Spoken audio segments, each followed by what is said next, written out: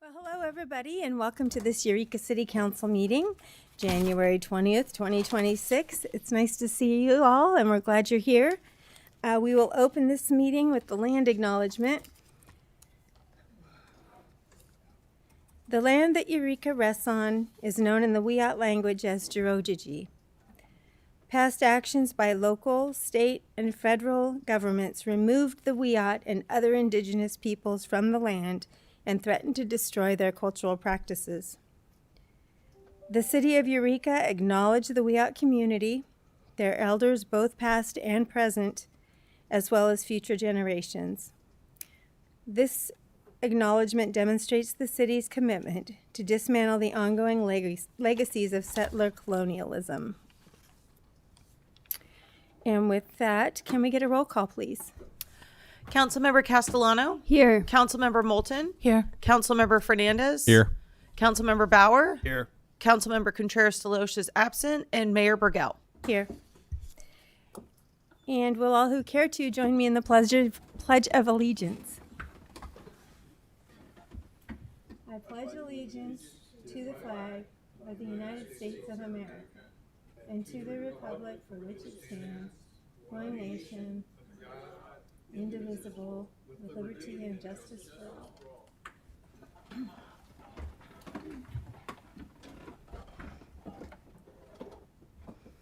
All right, and is there a report out of closed session, City Attorney Black?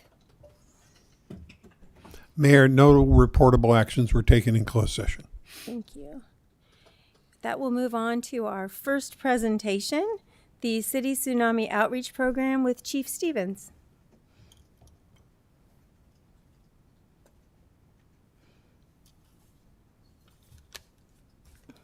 Hello and welcome. Good evening, Mayor and Council.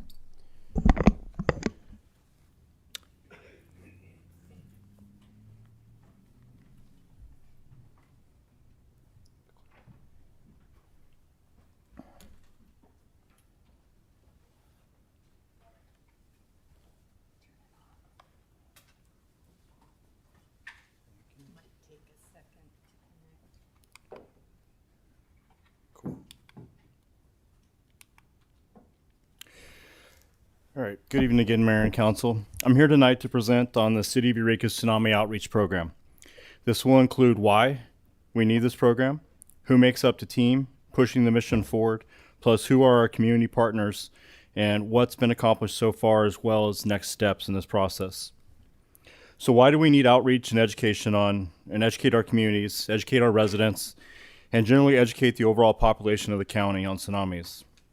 Unlike distant tsunami events, a local event could reach our shores within 10 minutes. We don't have hours to prepare, so we need to do the education now.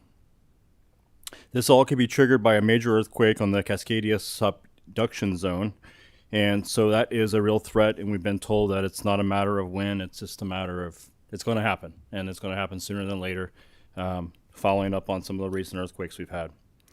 We've also had two prior incidents in where we had tsunami alerts go out. One following an earthquake a little over a year ago, and then one while accidentally sent out and didn't really affect us, but you could see the fear and chaos that it still created in our community. So having seen that firsthand, both from an internal standpoint and from a community standpoint, we realized we needed to do something to, one, fix our internal processes for EPD. So we're doing that. We have a complete plan now to cover any type of emergency situation that our people know how to pick up a binder, pick up a backpack. It's got all the information in there, and we can start our critical roles as first responders, but also as our community. So we hired Larry Henderson, who was a part-time employee for us. We hired him as a contract employer who has some experience in putting together large-scale plans and education pieces. And he's kind of been the lead on this program and conducting the outreach and putting together his team that is working together to create all these documents and these PowerPoints and all this good information. So with no real time for warnings or first responder assistance, immediate evacuation is the critical piece of this. This is what it comes down to. Tsunami response is the knowledge about how to respond correctly to a tsunami event has to become a way of life. It has to become a culture in Eureka, not something we fear or remain complacent about. The time to make this change and mindset is now. If you go to Crescent City and you ask anybody about a tsunami response, It's just a way of life for them. They know they're in danger, they know how to respond, and they're comfortable with telling you exactly what they're going to do. That's the kind of attitude that we need to have here. It's just a way of life in a coastal town, and it's a way of life we need to learn about here in Eureka.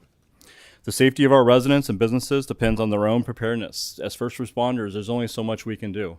And especially in the Cascadia event, we will not be sending first responders into a tsunami zone until the tsunami is over, just because fire can't afford to have our resources caught up in something that we can't get out, because we can't help anybody if we're stuck in a tsunami zone. So the Tsunami Outreach Program plays a crucial role for preparedness by ensuring everyone knows what to do, leading to a more predictable and coordinated response, which ultimately saves lives and reduces chaos. This predictability and coordination enable emergency responders to act swiftly, minimize risk, and save lives.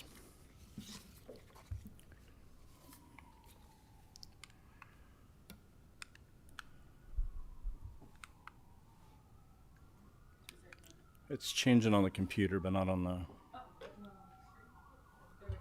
Okay. So as a part of the team and the program, there's 4 major components. There's the messaging, the organization, targets, and projects. And we're going to go over each one of those. So the first part is the message. On the left, you see the typical, the messaging that's been out there for years about how to respond to an earthquake, how to get to high ground immediately once the shaking stops, and then stay there because tsunamis can last for hours and we just don't know. So stay there until you get the all clear. On the right is, I think I passed, everybody got a copy of it. This is the messaging that's going out to all of our partners and people in our community. And it really is just about knowing your zone.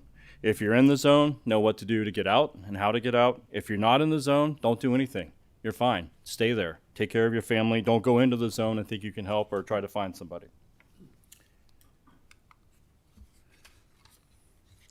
So the team is made up of 4 components: Eureka Police Department, Humboldt Bay Fire, the Community Emergency Response Team, CERT, and then the Redwood Coast Tsunami Working Group. So EPD, Humboldt Bay Fire, and CERT have taken the designated lead in this due to their agencies having essential roles as first responders, requiring situational awareness throughout all phases of a local source tsunami event.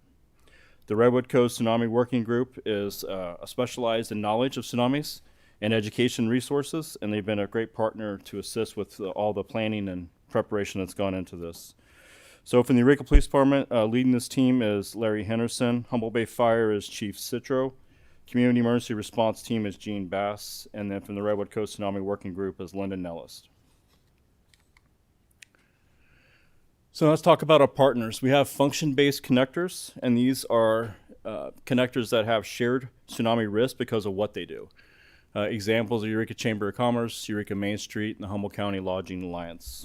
In addition, the Bayshore Mall Security has really taken a big leap into this project with us and are really helping with the messaging with big box security or big box commercial companies and their security. Location-based connectors. These are shared tsunami risk because of where they are. So these are well-established, community-focused businesses that serve as trusted anchors in a neighborhood. They champion resilience by partnering within the city to promote tsunami awareness and safety. Examples are Pearson's, Hensel's, and Carl Johnson's, and they've all stepped up to become leaders in their neighborhoods and for the tsunami outreach. So the demographics. So we have businesses that provide similar services in tsunami hazard zones, which increase risk. And then we have groups that share common conditions, increasing their vulnerability.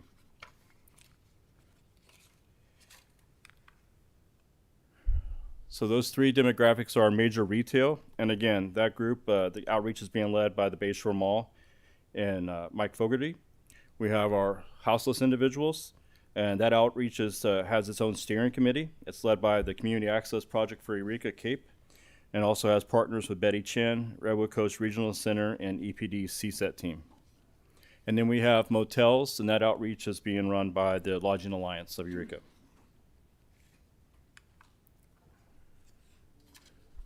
We have public facility targets, and those include Eureka offices and facilities for the city, the Wharfinger Marina, Eureka Golf Course, and the Waterfront Trail.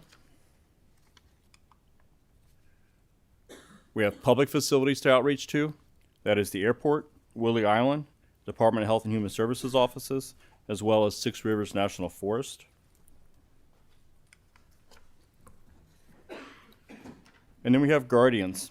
A guardian target is a business or organization whose services or operations place employees, clients, or visitors within a tsunami hazard area, or that serves clients who live, work, or regularly operate within such areas, thereby bearing a heightened responsibility to minimize exposure and promote safe behavior.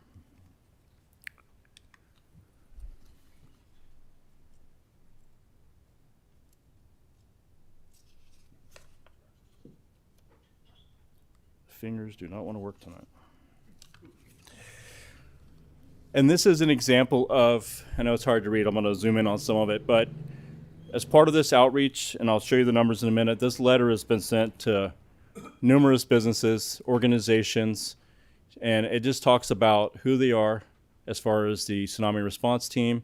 It talks about their role, talks about what a tsunami is and how it can be generated, and what they can do to help us with the messaging.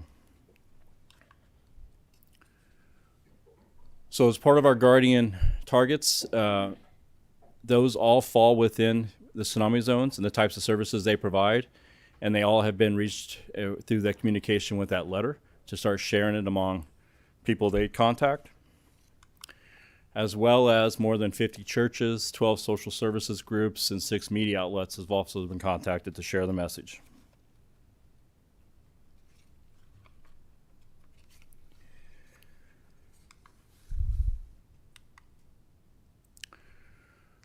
So yellow zone targets are businesses and organizations in the tsunami hazard zone.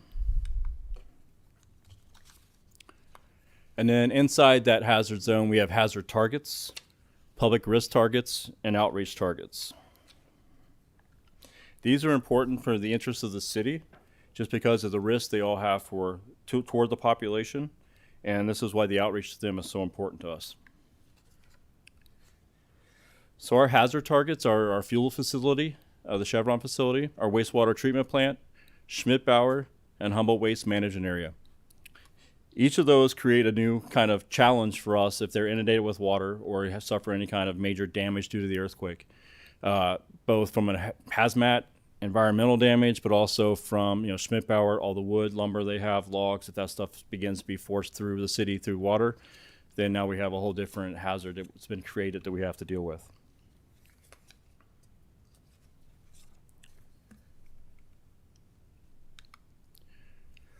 And then we have our public risk targets. These are our big box stores or areas where we have large numbers of people congregated, such as the Bayside Village, Pearson's, the mall, Victoria Place, Gaining Grounds, Costco, Target, Shoreline RV, Mid-City, auto dealerships, and then the Green Diamond Center.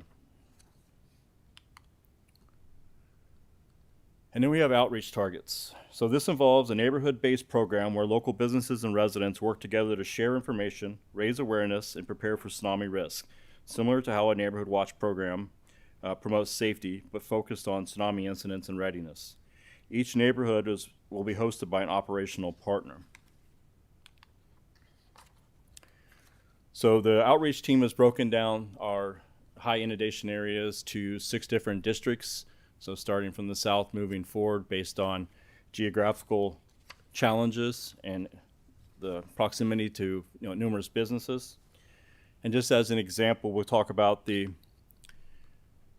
and here you can see starting in the south with the first district down there moving along city property all the way through out to 101 and those businesses we identified. But we'll talk about number 1 real quick just as an example. So within that area on the south side of Broadway, there are 6 different neighborhoods identified down there. So we have the Sunset neighborhood, the Bayside Village, Elk River neighborhood, Hillficker, Bucksport, and the Highland Avenue neighborhood. So you can see each one of those is anchored by some type of business, some type of location that can be that center point for information and promotion of this type of information and readiness. So projects, what they're working on. First one was, the work task was to update the city's GIS and online maps to be consistent with the current standard maps of the federal and state offices of emergency services. And we're happy to announce that that has been completed. So our maps now match all the maps by other agencies when it comes to the tsunami mapping. The next task is Main Street signage. So this work task is to work with local artist groups to create visual signage of tsunami hazards and safe areas that is reflective of Eureka's character while consistent with applicable standards. So this actually came out of council as a recommendation during one of our other meetings, and they're actively working now to get individuals signed up to do this and come up with signage and make it unique to Eureka, but also serves the purpose of identifying those hazard areas, especially in the Old Town area, to get people to a safe location. And then we have the school tsunami video. So this work task is to partner with local high schools in a competitive program for students to create a video for local distribution about what a local source tsunami would look like. This helps increase getting buy-in from students, especially at an earlier age, to help get that message out there. And once we get the buy-in from them and they start the outreach among them, their partners, their peers, then I think we really can set the next generation up for more success when it comes to readiness. And the last one is, well, the City of Eureka Department Outreach. So this work task is for each City of Eureka department to develop and implement ongoing strategies that leverage its unique resources and functions to promote tsunami awareness and preparedness. So this could be an example of a streets crew that could carry flyers with them and hand it out when they're out in an area, maybe tagging houses or put them on flyers on houses on that you're in the tsunami zone. Do you have a plan? It's really up to each department to come up with an out-of-the-box way that they can contribute to the messaging and outreach for the tsunami readiness in Eureka. And then the last is the Cal OES grant. So this work is underway to secure a grant from the State Office of Emergency Services to help fund the cost of the city's tsunami outreach efforts.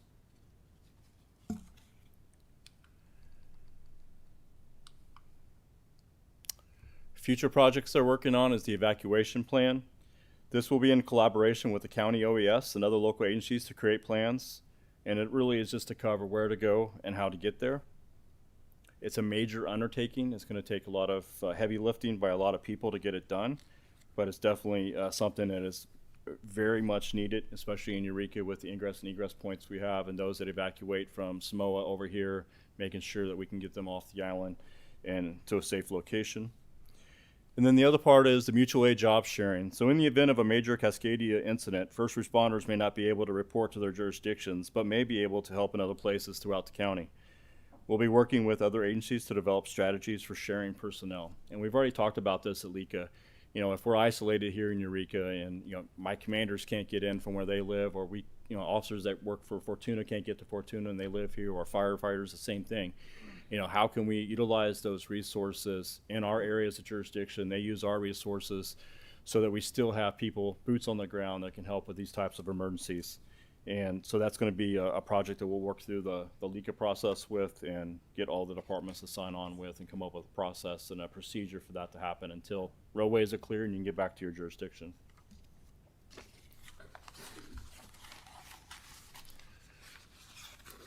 So for anybody looking for more information, all the tsunami zone maps for Humboldt County are available online to Redwood Coast Tsunami Working Group. And that's the email address right there, or the webpage. And then I just want to take a minute to thank the tsunami outreach team, especially Larry, for their drive and to get this off the ground and keep the momentum moving forward. It's a big undertaking. The Chamber of Commerce for taking lead on outreach to local vulnerable businesses. Main Street for taking the lead on outreach to the Old Town businesses and residents. The Bayshore Mall Security for taking the lead on the outreach to local retail centers. Hensel Materials and Pearson Building Center for helping and planning for neighborhood outreach programs. CAPE, Betty Chen and staff for taking the lead on outreach to our coastal unhoused residents.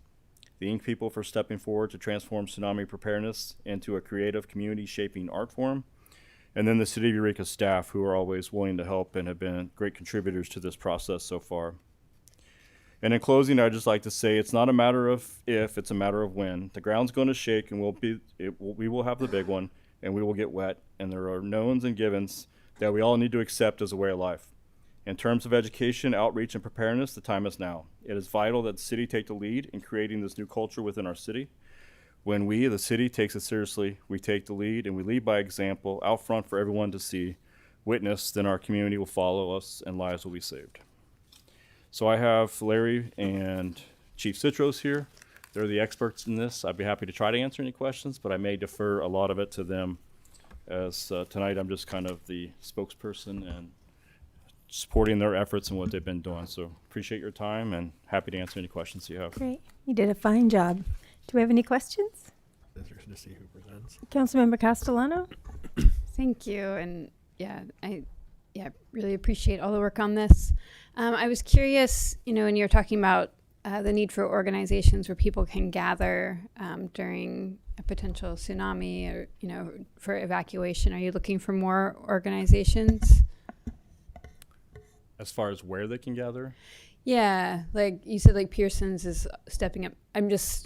My workplace is opening up a new site just outside of the tsunami zone that would be very accessible for people working in Old Town, for instance. so Pearson's is open. They're taking part as a partner in the piece of the neighborhoods. They're going to be leading the neighborhood and conducting the outreach. Pearson's is not a safe location to go right. to.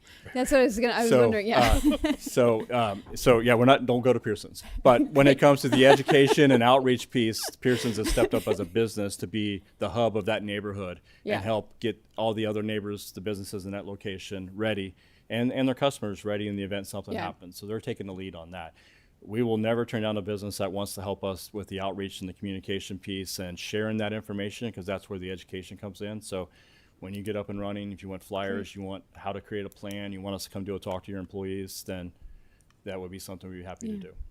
And it's generally, depending on the nature of the earthquake, you may not want people to go inside, but then there's that period of kind of waiting for a tsunami where people, like, is there a point where you would assess that, okay, it's safe to go back inside, but yet don't go into a tsunami zone? Or So that's all going to come from the experts that are reading so put it this way, if the ground shakes, drop cover, stay there until the ground stops shaking. If it's a local event and it shook hard, if you're in the tsunami zone, get out until you get a notification that there is no tsunami threat. And usually that will come pretty quick.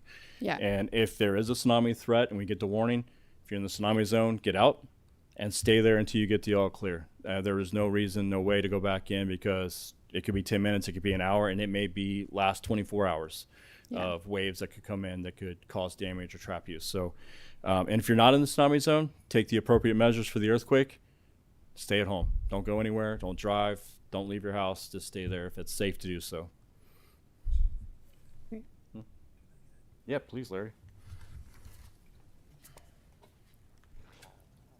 Welcome, Larry. Thank you, and hopefully you can hear me. Yes, I wanted to add very important question, and I want to emphasize that that's the answer we don't know, depending on the particular circumstances, and we need to ask. So if I go down to Main Street to one of the businesses, and I'm going to use Irish Shop, for example, old building, Cece, what are you going to do? I want her to think about it, and I want her to be prepared. She needs to answer the question. The city can't go in and tell them what to do, because we don't know the particular circumstances of that particular location in that building. But we can sit there and we can encourage them to think about it and talk about it, and that's what we're trying to do with the outreach program.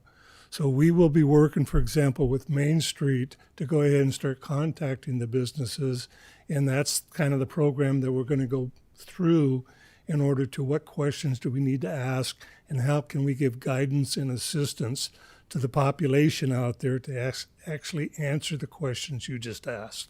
Yeah. But those questions have to be answered. thanks, Larry. Sorry.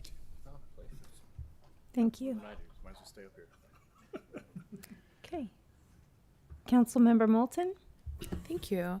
And thank you so much, Chief, for the report. And thank you for everybody who's worked on this. Clearly, it is a very big project to a relatively complicated situation. Is this the messaging? Is this all of the text that we are going with? Or is there further work on this that's happening? You know, there's the answer to that is no. Okay. There's other materials going on. For example, today I found out from the Ink people that I got examples of similar documents that they have. And it's the bottom line is very clear. If you're in the yellow zone, get out. If you're not in the yellow zone, don't go in. You get the shaking, you get out. Any way that we can get that message across is is doable, and we need to do that.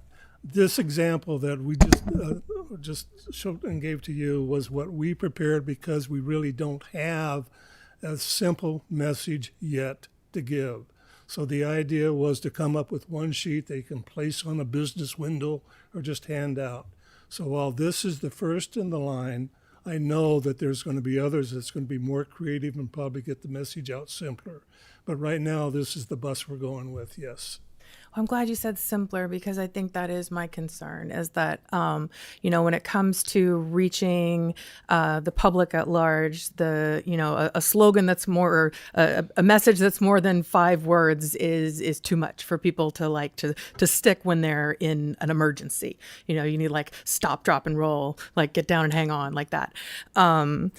So I'm glad to hear that is continually going to be continuing to work. There's also like one of the big concerns that we had during the last tsunami warning that I think you could address in your messaging is that, yes, you will get a warning. Yes, you are going to get something on your cell phone that says, hey, you're in a county that has a tsunami zone, and people misunderstood that. And that's a lot of the feedback that I've been getting about that, is that people got a message that said you're in that what they read was, I'm in a tsunami zone, but they were on top of Humboldt Hill, or they were, way uphill, way by Sequoia Park. And I think just addressing that, like, even if you get a text message, like you say, the most important thing is to know if you're in the zone or not. So I think just pointing that out. Then I would like to suggest that a good partner might be the regional center. Yes. There are a significant number of adults with disabilities who live in Old Town, and there was a lot of confusion about what they should be doing if they have mobility issues. Should they be coming down from the 4th story to then walk, or get their wheelchair down and then try and get out of the tsunami zone? So at the regional center might help those people individually get plans, and they have an automated texting network that kicks in that you could connect to as the to help. If I go ahead. may, Ron Lee has been very involved with this.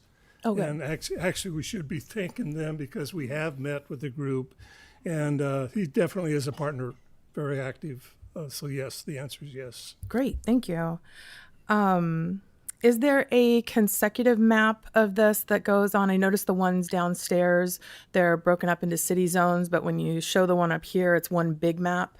When you're handing out maps, or when you're doing this outreach, or is some on the website online, is there an easily accessible, like, full map of the city that isn't broken down by neighborhood? If you go to the website that we show, it has Eureka's. What we need to do is break it down further. So we've gone through, and yes, there are 6 sectional maps. I can go ahead and provide those to the council. Thank you. But, Councilmember Fernandez just pulled it up for me. Thank you. Okay. One other question. Sorry, I'm peppering you. This is clearly public safety communication is a passion of mine. Why is the map on the Humboldt University website? Why is the information on Humboldt Humboldt.edu? That seems to be, first of all, when we're communicating to people outside the city too. And that's the key agency that's recognized by all the state and federal agency as being the most knowledgeable, the go-to group. So they actually have the official map that's recognized by the state, and they are very comfortable and assertive in saying that this is the map we need to go with. So if we have to look at anything in terms of what can we mostly rely on, it's that map. So what the city has done now, we've taken and we've incorporated so our maps are consistent with that. But as far as getting the information out, that's the best website we can refer to. Okay, thank Does you. that answer the question? That does. They are a state agency, I think, was the thing I wasn't thinking of. Thank you. And I think they also host the Tsunami Working Group as well, correct? I'm sorry, what? Don't they host the Tsunami Working Group? Yes. Yeah. Okay. One more question, if you don't mind. Chief, you said something, and I want to see if maybe I misunderstood it. You were talking about different departments doing outreach in different areas, and each of them being responsible for their own messaging. Can you elaborate on that? I'm a little concerned about different departments with different messaging. Not different messaging, it's different ideas and ways to get the message out. So they take the message from the working group, they take the message from the city, and given their assignments, their particular assignments within their department, and the people that they do reach through their work, how can they take part in helping with that outreach? How can they help spread our message through what they already do within their own department without having to become part of something special, but a part of their daily job? How can they take our message and help get it out to even more people? I see. So one department might host a work group, whereas another, or an educational group, whereas another department might choose to do flyering. But it's all the same message, It's all the pointed same to message. the It's same just central information. asking them to think outside the box and help us get the message out to more and more people. Love it. Thank you so much. Councilmember Fernandez. Thank you, Mayor. Thank you for putting together this presentation and putting the work into it. And thank you, Councilmember Moulton, for bringing up the regional center as well. When I was a staff worker for the union that represents the IHSS workers, that's a conversation we had. Being in an area like this, is that those are the times that you're going to get called into being a first responder, and you're not really well prepared for it because you're in a situation where it's like, I'm doing this work, but I've never really been told how to handle this situation if there's something emergent, particularly around a natural disaster. So that is something to consider, is, the population that's going to be most at risk, which would be your neurodivergent, your elderly, those on the lower end of the socioeconomic scale. And so I'm considering, with the map that you'd shown, which is, you see it doesn't look like a lot within city limits, but there's a high concentration of population and workers. And so I'm curious, and, I don't know if anybody will have the answer off the top of their head, but just that percentage of the tsunami zone that's within our city limits. Do we know that, or do we know how many people are in that particular area? No, we don't have that. It's probably something, daytime populations change. I'm sure we could get a nighttime population, which is going to be significantly less than what the daytime operating population is going to be, because businesses will be open. And how do you calculate how many people are going to be at Costco on any given day? So Right. I'm just wondering if there was an approximation, just because, there is, there is that flux throughout the day, and we're going to have a lower population here at 9 p.m. rather than at 9 a.m. And so it's just trying to be prepared at all times of the day if something were to occur. And then I noticed that you had touched on CERT, and I'm blanking on the acronym right now, Community Emergency Response Team. Did I get that right? Okay, good. I had to really reach for that in the recesses of my mind. I'm curious if the city, and I know that they're their own separate entity, but if we've ever co-hosted or done any sort of training with them.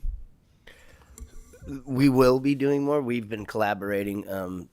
This is more relative to EPD as a department, but Public Works and the emergency operations plan that you guys just adopted, it's going to be amended. And once we start doing that, we will be doing, tabletops with the county and others, and get the chamber involved, and we'll do more trainings. Yes. Okay, that's good. Just because again, for those folks that would be most at risk, it's again difficult to attend like that all day training, because I think it's like, a 23-hour training module broken up over times. And I know I just saw recently for us, we're going to be hosting as the city CPR and first aid training with like a 4-hour component online. Is there anything that we can do that would be similar for CERT? We can. Right now, we're in the process of assigning, what do we call them, chief? What are they? Roles, but the chiefs, basically assigning roles and putting names to those roles. So we're in the middle of doing that. Once we get that established, each one of those roles have a certain requirement for training, and we'll work with Humboldt Bay Fire and others to try and get that training for those specific individuals, and then they'll be able to host trainings. Okay. And then to something that Councilmember Moulton had touched on, which is, at least we have a better understanding of why the maps and that information is hosted on another site. Is there a way that we can hot link that or have that available on our website and EPDs, just so? Definitely. Okay. Thank you. Councilmember Bauer. Great job. I know a lot of work went into bringing all these people together, so really appreciate us focusing on what will be the biggest life-changing event for all of us if it happens. Hopefully not in any of our lifetimes. But I had a question about, being prepared for the tsunami is one thing. And I think this is a question that people probably have in their minds, like, when can I return to my home? Or do you have any idea? And have we started the planning of that? We're going to have a bunch of displaced people in the tsunami zone, right? What's the expectation of returning to our businesses or our homes that have been affected? Is there any thought to that?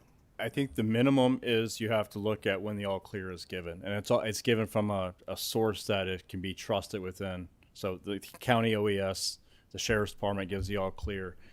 But remember, we're not having a tsunami that's going to be that large because of an off-site event somewhere, a distant event. It's because the ground shook here that hard. So even if the water is not an issue or becomes a non-issue after 24, 48 hours, we still have potentially large-scale damage, infrastructure issues. You may not be able to get back there anyway, just because of the damage from the earthquake. So it's really hard to plan. People want to know, like, where's an evacuation point that we can go to if we leave the tsunami zone? If we have a 9.0 earthquake, I can't tell you that you're going to be able to get to Carson Park to stand by there until we can get Red Cross or somebody there to help you. Yeah. So it's really hard to plan all those out. Get out of the zone to the safest area you can find, and then you're just going to have to depend on the information that we can get to you when that all clear comes out, and then it's going to be dependent on the circumstances, the environment at that time. Thank you. Okay. Councilmember Castellano. Thank you for that and for those questions. There are, through the COAD, Community Organizations Active in Disaster, some work around community resilience hubs, in spaces like that. But, as Chief is saying, there's a lot of uncertainties. And so, organizations or spaces that are offering that just kind of have to be ready in case it's needed, but also it may be that none of those places are safe as well. But I think the more people are generally prepared, then the more kind of resilient we will be as a whole, as a community. Thank you. Any further questions? Thank you so much for that great you. report. Okay, this moves us to commission reports. Planning Commission Commercial Fishing Report with Michael Kraft. Welcome, sir. Good evening.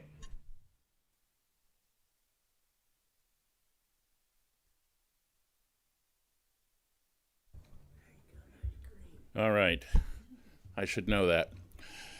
Good evening. I'm Michael Kraft. I serve on the Planning Commission. Have been doing that almost 4 years now. Have about 20 years working in various parts of economic development in Humboldt County. Was Small Business Development Center director back in the day. More recently, some work with Redwood Region Rise.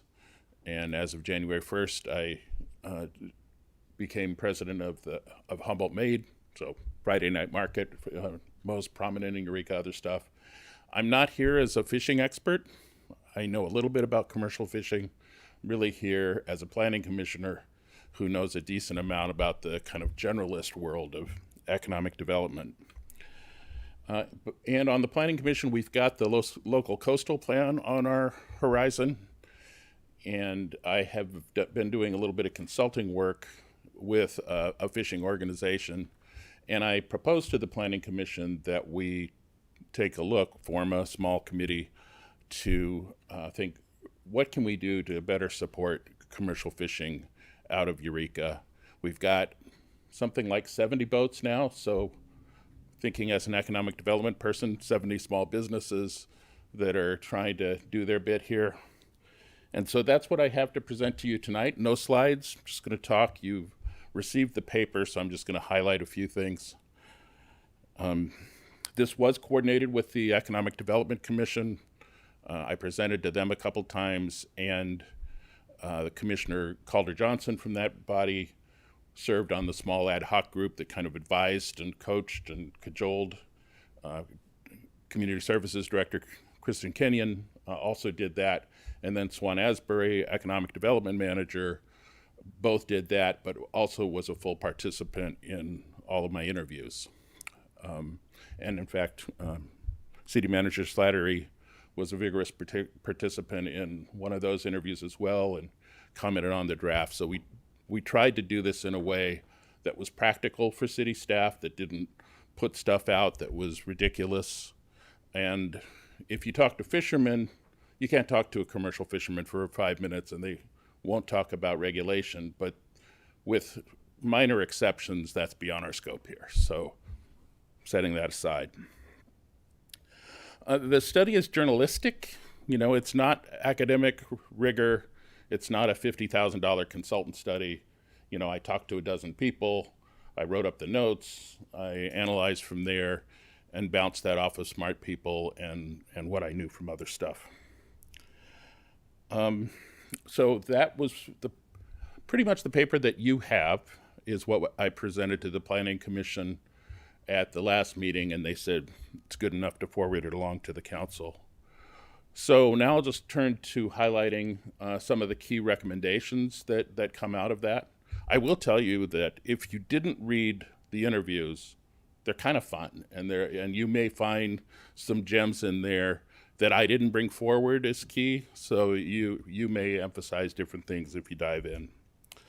What we found was more economic development than zoning and that kind of thing, so more economic development commission world than planning commission world. But, you know, here's the short list. We would hope that Eureka will continue to embrace a working waterfront. Swan Asbury sees that going well with tourism as well. There's some cost issues that in some cases are to some degree within the city's purview. ICE would be one of those. And if you were to pick one thing to solve in the next, you know, in the near term, a better ICE situation would really be the one. This is largely a private sector thing, but to the extent the city can be supportive, things that we do to recruit additional buyers, to support direct-to-consumer, to allow selling off the boats as much as possible, to help the dockside market, which is very cool. All of those kinds of things are helpful. And the fishermen said, you know, they would each say each of those things has helped their business, has helped their bottom lines to some degree.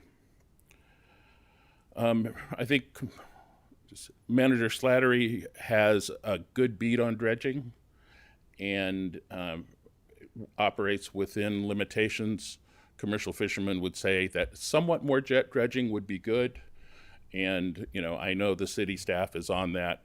I really can't come up with anything smart to say about it except to be supportive of what city staff is trying to accomplish there. The regulatory thing that I would say is both within the Planning Commission's purview and yours is that we've got this small zone from C Street along the waterfront to commercial that is where that working waterfront, where the work really hits there. And as we work toward the new local coastal plan and zoning, I, as one person, would argue to pretty vigorously protect the zoning that allows for loud, smelly commercial fishing uses in those areas. I'll channel Calder Johnson here a little bit, who said, you know, don't recreate the wheel. Let's study. Let's see what other people have done.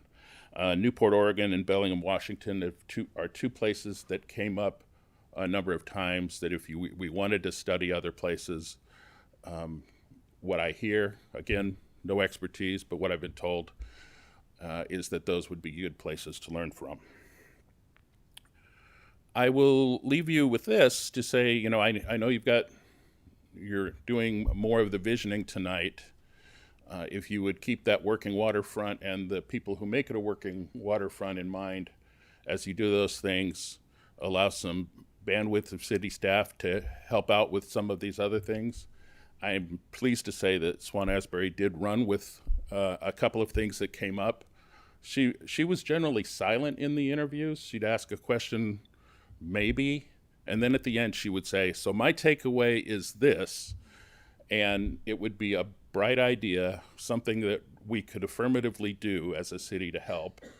And a couple of times the person looked at me and said, and they didn't say it, they looked at, they was like, why have we've been talking to you for an hour, you know? So I take that as a good thing, if somewhat humiliating. So when you do your vision board, I hope the working waterfront and those community members of ours that make their lives fishing will be on it. I am happy to answer questions if I can. I will write down any questions I'm not able to answer and get somebody who has some expertise to help me answer them and get back to you. And thank you for your time.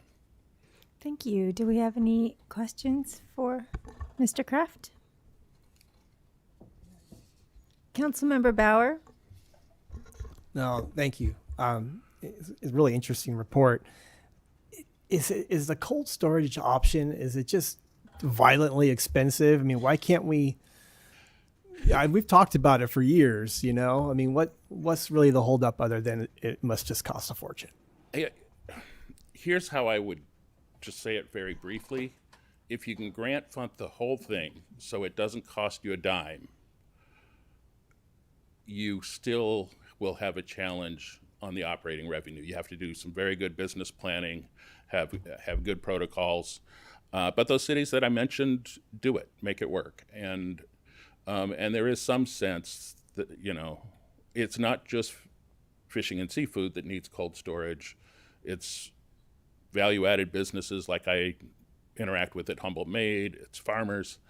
So it is really a need. And you would be forgiven if you were thinking, can't we just get on with that? So the areas that are like Washington, Bellevue, they have very large processors, and their companies themselves sustain a very large cold storage facility, tens of thousands of square feet, and then they have ancillary space that they could do. That's for the operation part of it. You need something big like that in order to happen. We've been through many different studies related to cold storage. I think I've been a part of 3 of them. The most recent one was meeting with North Coast Growers Association, the Humboldt County Growers Association, as well as the Fishermen Marketing Association. All of them have a good idea of doing it, but not without having the revenue to sustain it in a big business like that. It's very difficult. And like you said, the building it and doing it is relatively easy, and we could probably get an economic development grant to do that. It's just once you have it, it's worse than a public pool. Ouch. That is ouch. Councilmember Moulton, did you have a question?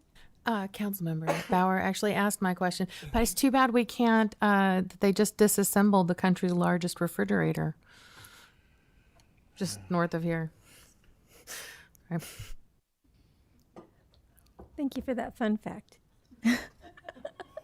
Councilmember Fernandez. Thank you. So what I'm hearing is we could invest in a community pool, and it would be cheaper. So It would be, yes. yeah. I'd be happy about that. Well, yeah. So it sounds like that would be difficult, but you touch on the fact of maybe having a nonprofit or a cooperative, and I'm curious how far into the process you've looked into that. What would that look like? How feasible? Any costs? So all of the caveats apply, that, you know, it still has to be able to turn some kind of surplus. I actually was one of the consultants 10 years ago on a cold storage project led by Greenway Partners, and I had 2 roles. One of them was to look at organizational structures. I think there are reasons to prefer the nonprofit one by a little bit. They all can work, and so that Greenway study, I think, and it was referenced by the most recent study that Mr. Slattery mentioned. you can that studying has been done. It's really whatever your organizational model, finding the revenue stream that will support it over the decades is the challenge. And then I know later on in the report, or at least in one of the interviews, it's noted that you touch on ice, and it says a more accessible, fisherman-friendly ice plant would be on the top of the wish list. And so it sounds like ice is available here, but it's more costly than it is in the two other cities you identify. So what's the discrepancy there? How does that? So I'll take the first shot, and Mr. Slattery may want to add to this. The existing ice facility is in the building leased by Pacific Choice, which is not operational very much. There is some stuff that happens there during crab season, is my understanding. If I have it correct, the terms of their lease is that it's supposed to be available. I don't think price is dictated, but the price is more than both Crescent City and Fort Bragg by a significant amount.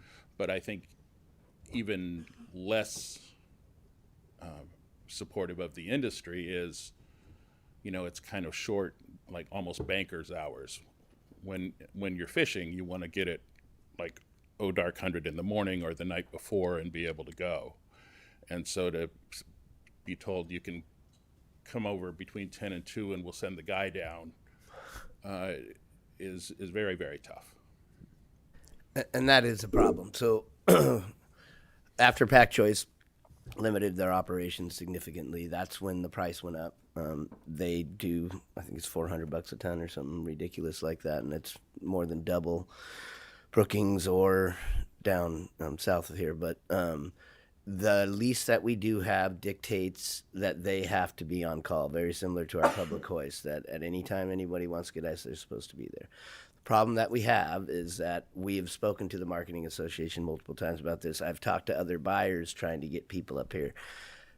We could look into their lease and what we have the ability to do with that lease. The problem is we don't have anybody that can operate it. The Marketing Association is concerned that if they were to take it over, that they wouldn't have the wherewithal to maintain it and keep it up and running. We've had this conversation about the public hoist. That's why we put in 2 new public hoists down at Commercial Street, and they're operating them now, so that sentiment may change. But it's very similar to the public hoist, which I'm sure you all heard from Ashley Vellis about her concerns related to that. It's very similar. You need to have somebody to operate it. Having ice at all is better than not having ice.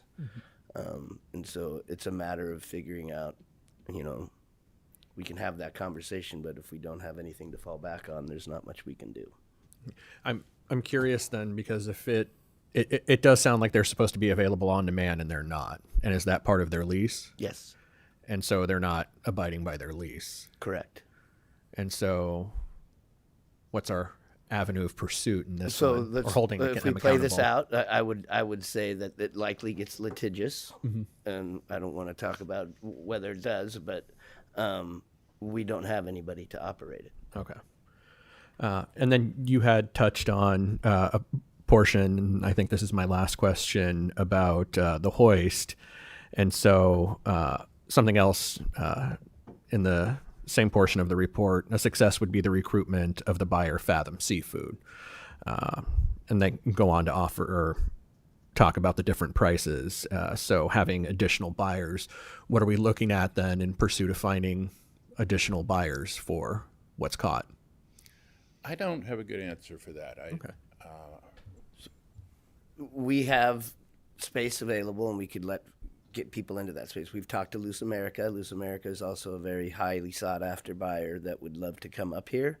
The facilities that we currently have right now gets political. There's fights among, so Pack Choice and Loose don't get along. The concern of Loose America coming up here is that they're going to be somehow disadvantaged by having Pack Choice running the ice plant and things like that. So there's a lot of politics involved in it. But we definitely have the Old England Marine site that is available, and we've talked to them about moving into there. I think it's been hugely beneficial for them. The Marketing Association having those hoists. They have 2 hoists there. They can all operate them as long as they're a member of the association. They don't need to have anybody on call. They can come and they can bring their forklifts. They can offload a product and be able to sell it to people who come up here trucking. It would be nice if we had another Pack Choice or another South Bend that we have here, but it's difficult to get them up here. Okay. Yeah, thank you. Anything further? Seeing none, thank you so much for being here this evening. Thank It was you. very educational. This moves us to public comment. This is the time for members of the public who wish to be heard on matters that do not appear on the agenda. City Council policy is to limit each speaker to 3 minutes. Such time allotment or portion thereof shall not be transferred to other speakers. Pursuant to the Brown Act, the City Council may not take action on an item that does not appear on the agenda. So, the time allotment for public comment on non-agenda items is a maximum of 30 minutes.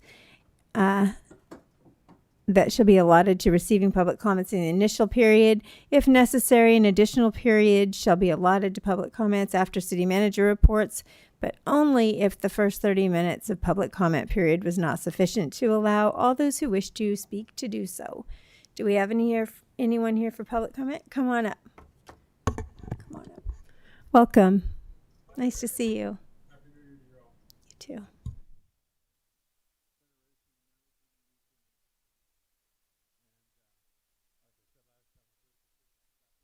So your mic's not on. Your Do you mic's mind? not on.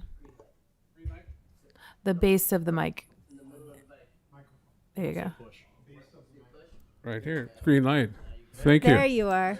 A lot of Italians don't need them, but I know. But I want to work hard on it this year. Like I said, my oldest grandson started driving in October, and the next one will be at the end of the year. So, just pedestrian safety.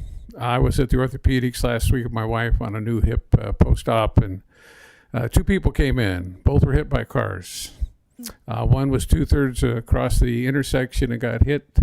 The other one was hit on their bicycle. And the other guy says, "Do you have a lawyer?" "Oh, yeah, I got a lawyer." But just people looking out for pedestrians, you know. And I was at my nurse practitioner's by the physical therapy. And I walked up to Crow Central, and I got to Booner, and it said walk, and the guy sped right in front of me around the corner. I would like to make an appointment with all of you this year just to talk for 15 or 20 minutes with some of my ideas. And Myrtle, I use Myrtle a lot because I live out there, but it's 30. It's 30 between West Avenue and Harrison, but it's unknown as 35 to 40 now, but it's posted 30. So with the new apartments going on by McFarland, I think we should give a little attention for the extra pedestrians and bicycles and people going in and out of those apartments by the ice cream shop there and drive-through coffee. I would like to get a self-funded traffic department with like 3X Navy SEALs or something running it. And, they don't have to be monsters, but give some warnings out like a NBA ref or something and say, but next time, if you go through the school and the kids are going, we're going to get you, But it's just something I'd like to see change some. Past 10 years, we've had a couple projects where, different groups in the government and different, have got together and it goes real hot for 2 or 3 years but thank you for Public Works for clearing the leaves at 14th in California by the stop sign. And they cleared the ones at the 30-mile-an-hour sign at Myrtle and Harrison. And we have a new chuck hole that you want to know about at 7th in California by the metal fitters school there by City Ambulance. So it needs to be plugged there. But I'll try to make an appointment with you guys this year, and I'll have my facts better. Thank you very much. Thanks for being here. And I saw a hand in the back. Did you want to come up? Yes. Okay. Come on up, Deborah. Welcome. Hello, my name is Deborah Dukes, and I live on H Street, and I would like to echo what the previous commenter said about traffic. Thank you for making it 2 lanes, but there are still idiots who try to get the speed up to 50 miles an hour where it seems to top out on your speed is lights. And it happens particularly during school hours, which is scary. That said, the police department has been pulling people over lately. Thank you very much. Now, the real reason I came up to speak is I want to thank Council Members Castellano, Fernandez, and Bauer for being up early Sunday morning to attend the packed, not public hearing on the Bureau of Ocean Energy Management offshore leasing or offshore oil drilling lease proposal. Thank you especially, Councilmember Castellano, for your comments. It's not on the agenda tonight, so I know you can't take action, but I want to urge you to do whatever you can do legally before the public comment period ends this coming Friday, the 23rd. And after that, to take every action you possibly can to keep oil drilling off the coast, well, off all of the coasts, but particularly off our beloved Humboldt County coast, including, but not limited to, making sure no infrastructure is permitted on Humboldt County land. And it may not be possible to enact ordinances that are actually obeyed, but please do everything you can. I find it particularly ironic that they're trying to get rid of wind power offshore, but it's perfectly okay to drill for fossil fuel. As somebody who remembers Santa Barbara and San Refugio, not to mention the Exxon Valdez and the Gulf, I don't want any of that in my home. So thank you very much. Please address that however you can before Friday, even if it's just as individuals, and do everything you can as a council to forestall any kind of oil drilling off Humboldt County. Thank you. Thank you.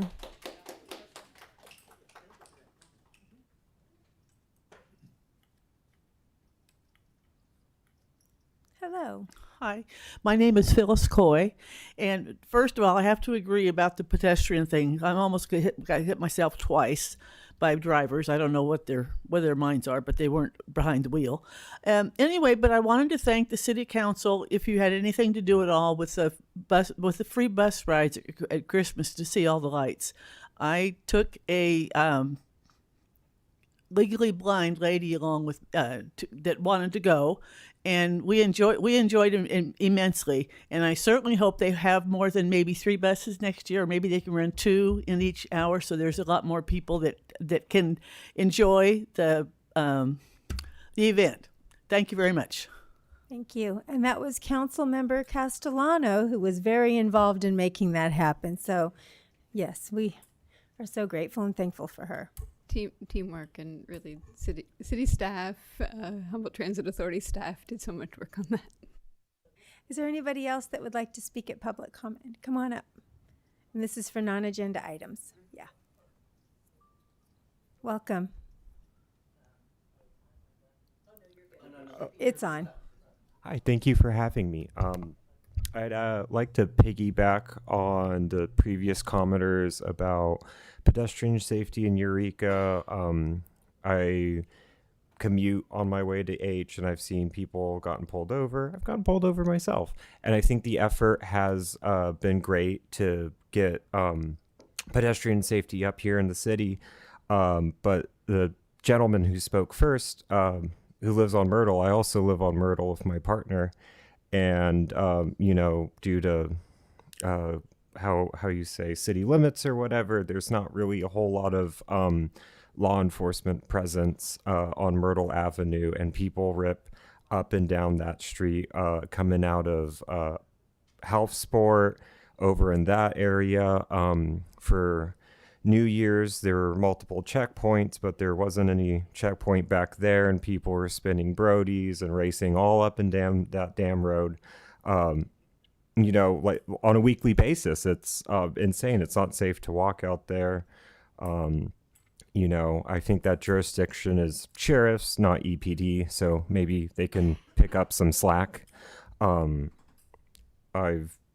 don't really see sheriff presence on that road a lot as I commute, and other people I know commute. So good job, EPD, doing what they can in their jurisdiction.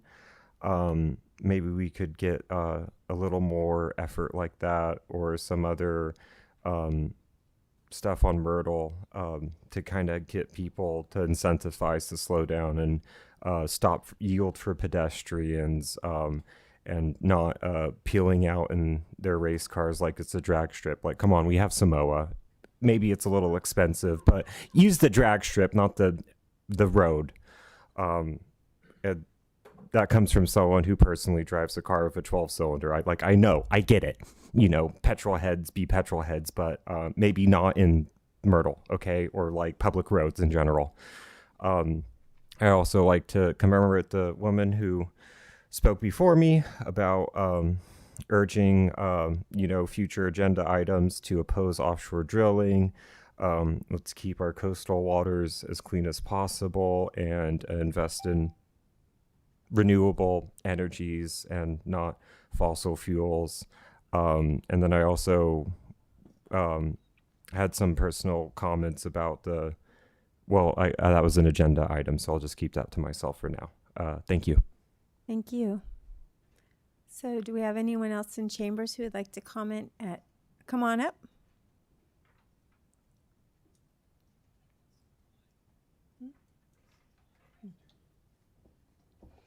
Welcome, Vernon. Good evening, Madam Mayor, ladies and gentlemen, council.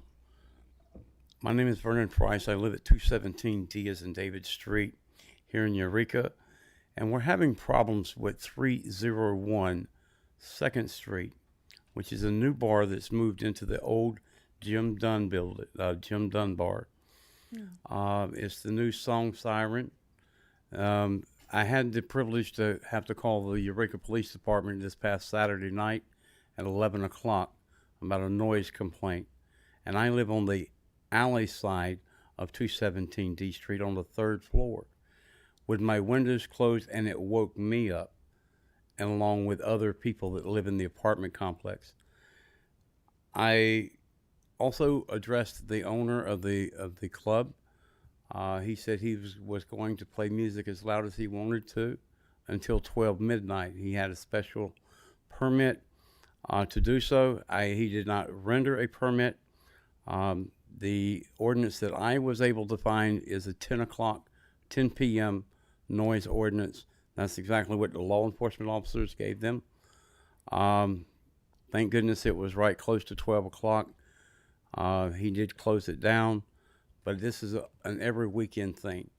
I will be reaching out to the city manager or the city attorney to see what the ordinance really stipulates. I would really appreciate y'all's assistance in that. Thank you so much for your time, your concern, and your consideration. Thank you. Thank you. Nice to see you. Anyone else in chambers who'd like to comment on non-agenda items? Non-agenda. Come on up. Hi, welcome. Hi there, thank you. Yes, my name's Chris, and I'm a avid bicycle rider, and I ride from Fields Landing to Eureka quite often. The Waterfront Trail. The trail seems to be lined with hypodermic needles, and I have volunteered with the pack out team prior, and I've also gone out there personally and cleaned out some of these encampments and filled a sharps container. But this is an ongoing issue I've noticed. I've been riding this trail for a very long time. This needle exchange you have by the Betty Chin Center is a public nuisance, and it's a public health hazard. Thank you. Thank you. Point of clarification, the exchange is not at Betty Chin's. It's actually down by the Samoa Bridge. But you can call and we can talk about that later if you care to. Okay, thank you. You betcha. Come on up.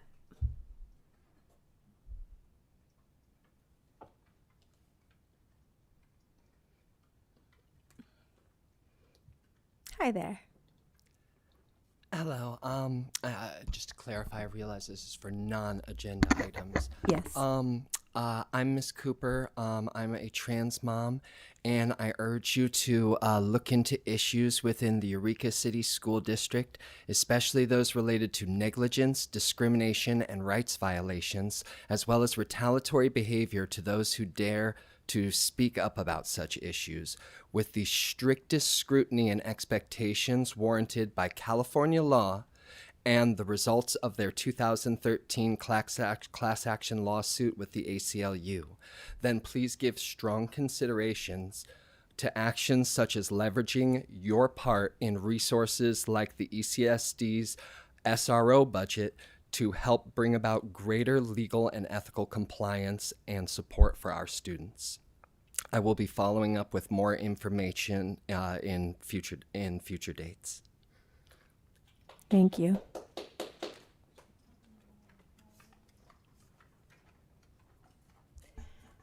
Okay, are there anybody else in chambers?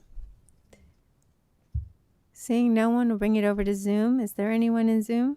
I see no one on Zoom. Okay. And I just got a note that potentially DHHS does operate their syringe exchange on Hillficker. So still give me a call, Chris. We'll talk. So we're going to close the public comment. Usually we don't talk during public comment, but that's the way it went tonight. So we're going to move to council reports, and we'll start with Councilmember Castellano. Okay. Let's see, since our last council meeting, not including this special meeting, I attended the Humboldt Transit Authority board meeting, and then a specific kind of subcommittee or ad hoc committee meeting on strategic plan and implementation, the Humboldt Waste Management Authority meeting, in which we got an update on the sort of where we're at in terms of the composting process. In development still is the short answer.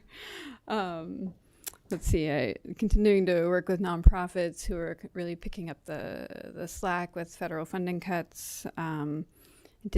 Was able to meet with Congressman Huffman along with other council members at a Democratic Central Committee meeting.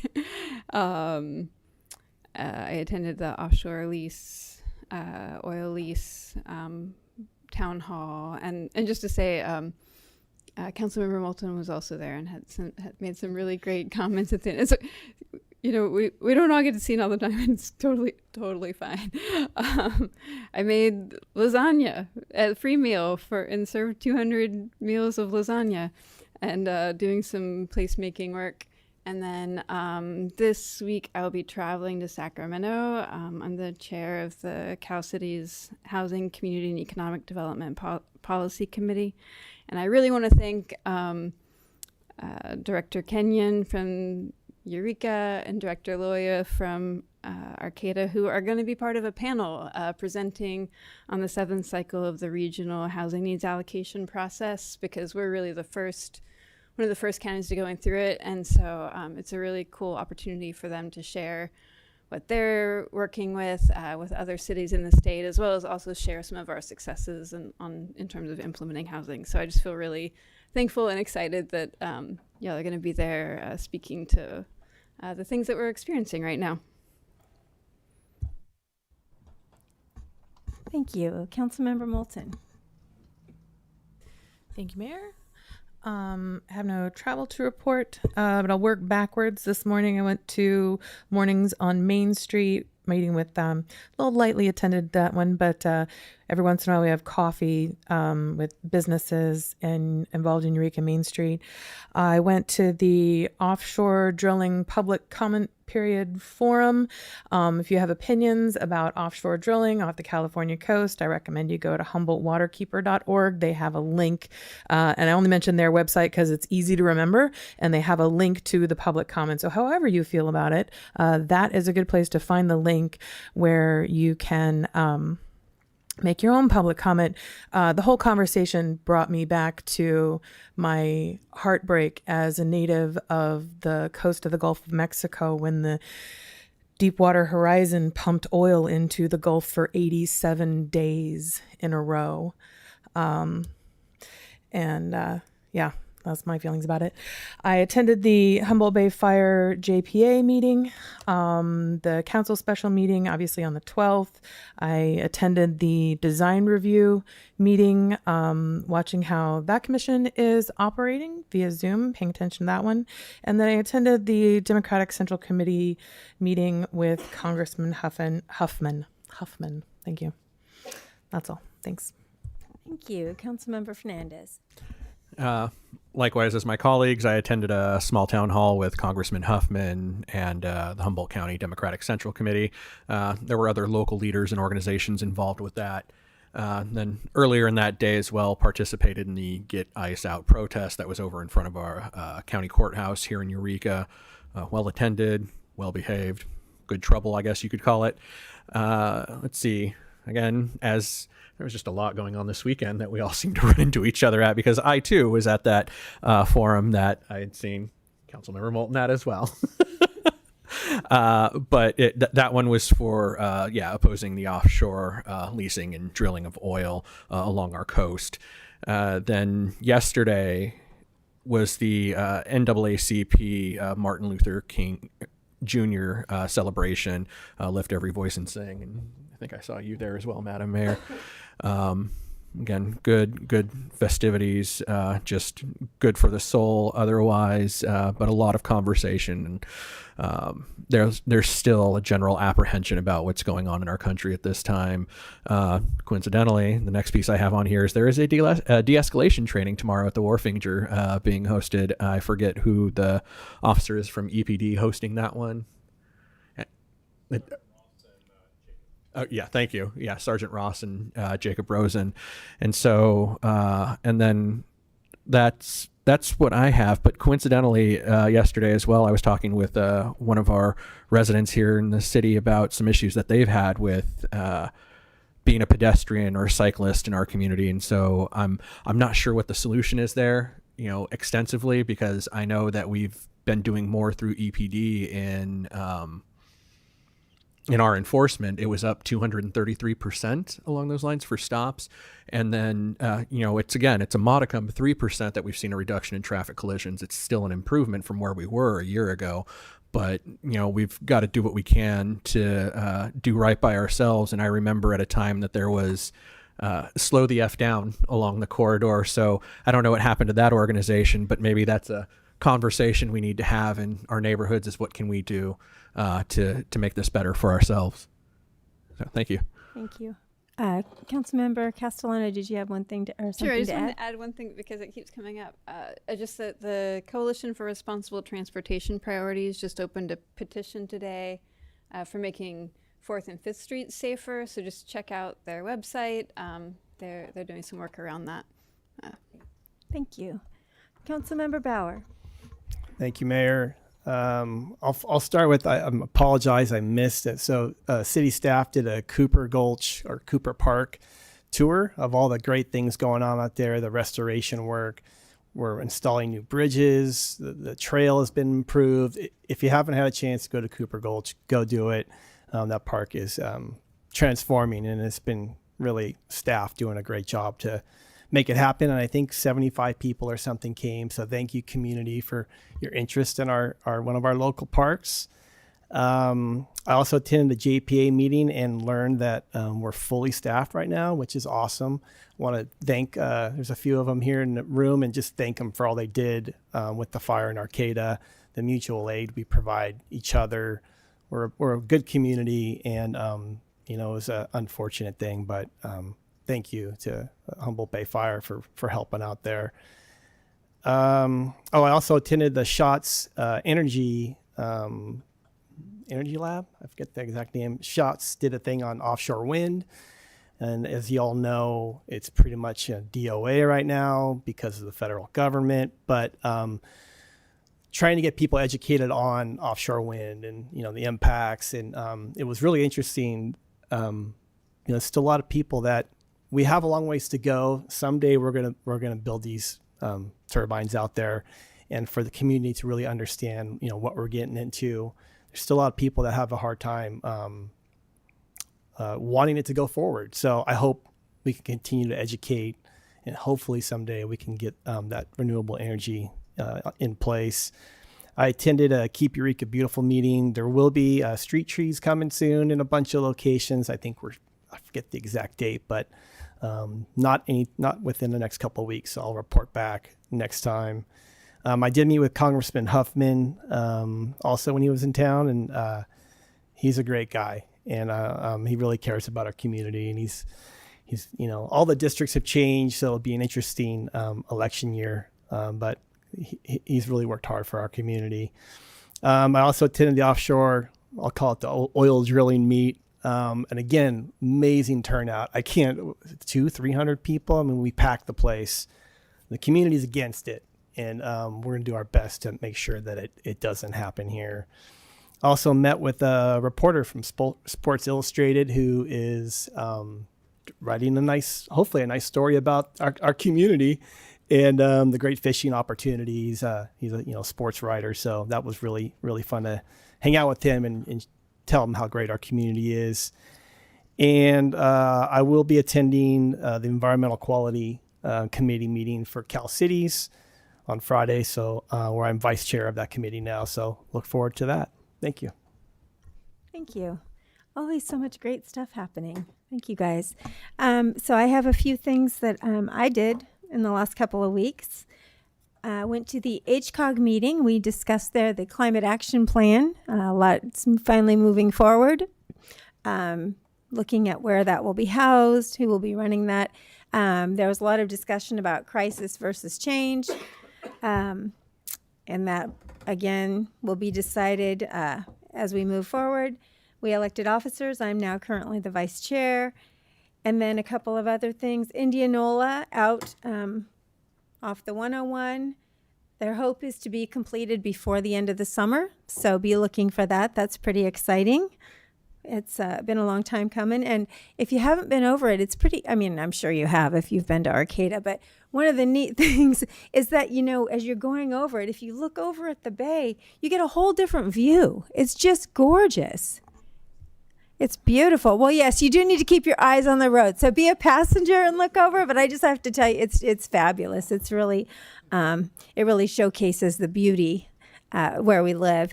Let's see, oh my gosh, you guys. So I got to have the opportunity. I'm so excited about this. We had the opportunity to bring in a class of kids. They were probably 10 and there were littles as well. They came in and they were called the Redwood Rangers. They came in and did a tour of City Hall and got to walk around and ask a lot of questions. And we got to do a mock council meeting and they were so adorable. So their topics for their council meetings, one of them was red dye and the hazards in food. These are little kids, you guys. This was incredible. Eating healthy foods and not doing drugs. And then the last one was not to be clear cutting or being against clear cutting the rainforests in the Amazon. 10-year-olds. Incredible. So, our future really is bright. We've got some really great kids out there, and it was such a delight to hang out with them and just really, kind of show them around a little bit. Let's see. I had quite a few constituent meetings. I was out of town Saturday and Sunday, so I missed the protest and I missed this other event. But my great aunt turned 94, so we celebrated her with a nice, lovely brunch. And so that was lovely. Let's see. I too went to the Lift Up Your Voice and Sing, the MLK celebration. And I just want to say that there's something about that every year. I go every year. And there's something about that really renews my hope in humanity. There's just so much going on and so much thoughtfulness that goes behind that and all the collaborative people working together to make our community a better place. It's really a beautiful, beautiful thing. And this year, A.V. Powell spoke, and he was talking about being black back, early on. He's old now, and he was talking about like his jobs and when he used to get pulled over just for being black. And there's a lot of people in our community that can't even imagine what that would be like. They can't even imagine what it would be like to walk into the room and be the only black person. And he's such a funny guy. He just laughed the whole time, and it was a really sweet conversation. Couple other things. Betty Chin came to my place of work and spoke to our kids. Those kids were riveted. And I love that about our community, that we have so many people that are so invested in our community and willing to share their stories and benefit each other in healthy ways. So thank you, Betty, for that. I attended the Cooper Gulch Coastal Habitat Connectivity Project of Councilmember Bowers, and Robin and Brittany did a great job presenting and showing all the new things that are happening down there. It's beautiful. Prior to that, I went to the Pack Out Green Team cleanup at the Honey Hole, which is over by Jitterbean. Again, if you've never been to one of those, I really encourage you to go, even if you just go one time to try it. It's so fun hanging out with the community and seeing what's going on. And it's always sometimes like a treasure hunt. Not really. That was not true.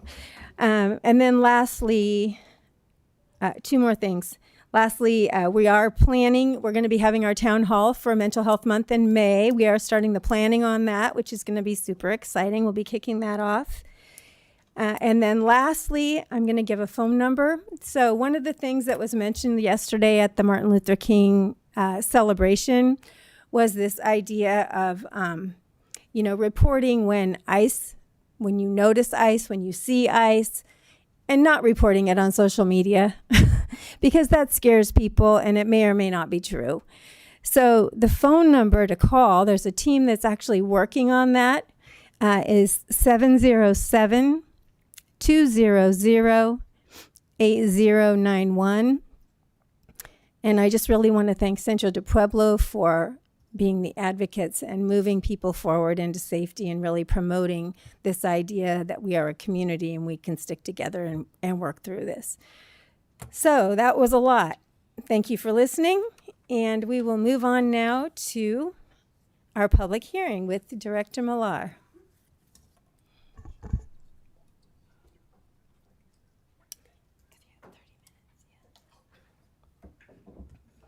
Welcome.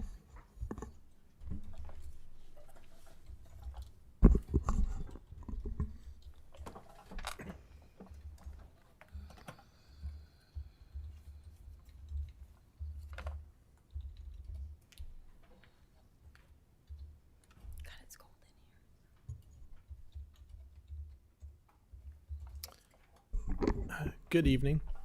Tonight's public hearing is an update to the fiscal year 25-26 fee schedule. I've a short summary of the changes in the city manager's department.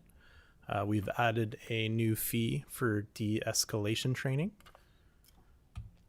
In community services, we've removed all the fees related to the Cooper Gulch Rec Building. We've added some new fees for the Sequoia Park, Glatt, and T Street clearing. A new fee for Dayas Park Group Picnic Area. And we've reduced the preschool program fee by $3. And then there's a new fee at the Sequoia Park Zoo, which is called an access pass. In development services, we have a new tobacco retailer license fee to go along with the ordinance that we passed. In engineering, we've changed a handful of miscellaneous transportation fees. And then we have a new parking lot hourly rate fee. That concludes all the changes to this year's fee schedule. And here is the staff recommendation. Do we have any questions? Oh, this is a public hearing, by the way. That's important to note. We just opened the public hearing. Councilmember Fernandez. Just for clarity, as I had said earlier in my report, there is a free de-escalation training tomorrow at the Wharfinger. Can you touch on what this new fee is for, please? Yes, we'll continue to do the publicly accessible de-escalating training like we always have been, and those will continue. But we've had requests from private businesses that want specific ones to their business, and so we've implemented a fee that accounts for officer staff time, mental health condition staff time, and I believe it's $200 an hour. Which I think is still a bargain. Thank you. Councilmember Moulton? Thank you. Can you clarify why the Cooper Gulch Rec Center fees have been removed? Are we not renting it out anymore?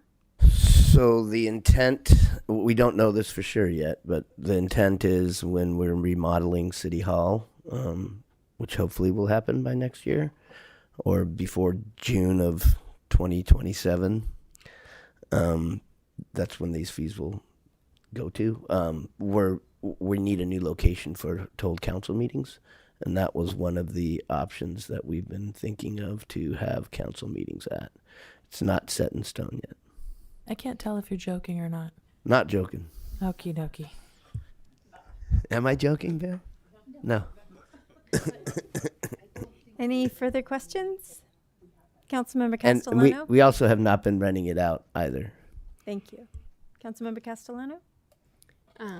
Thank you. I noticed that the tobacco retailer license fee is $125, which seems pretty low for a tobacco license fee. How does that compare to other licensing fees with other kind of sectors and or with other geographic areas?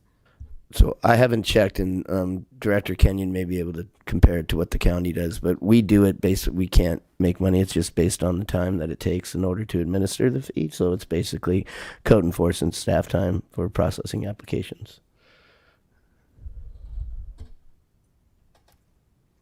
Okay. Seeing no further questions, we will open up this public hearing for public comment. Is there anyone here who's come to speak on this item?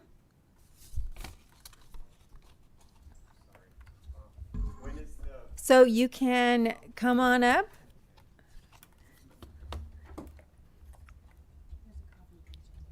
I just wanted And there's to, a copy of the agenda by the door. Right. If you're wondering when something in particular is going to come up, the paper copy of the agenda has everything in order. There you go.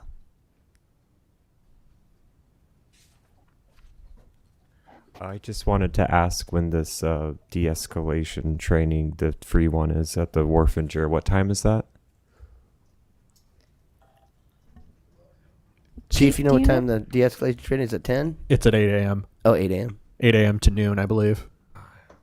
Thank you. Yeah. Okay. Ms. Cooper, did I see you have your hand up?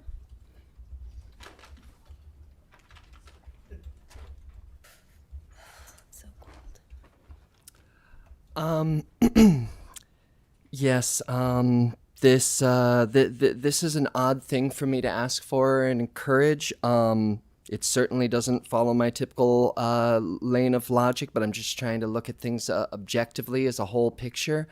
I would like to encourage a lot of gentle consideration for tobacco retailer fees and other things related to increasing the costs of operations for tobacco retailers.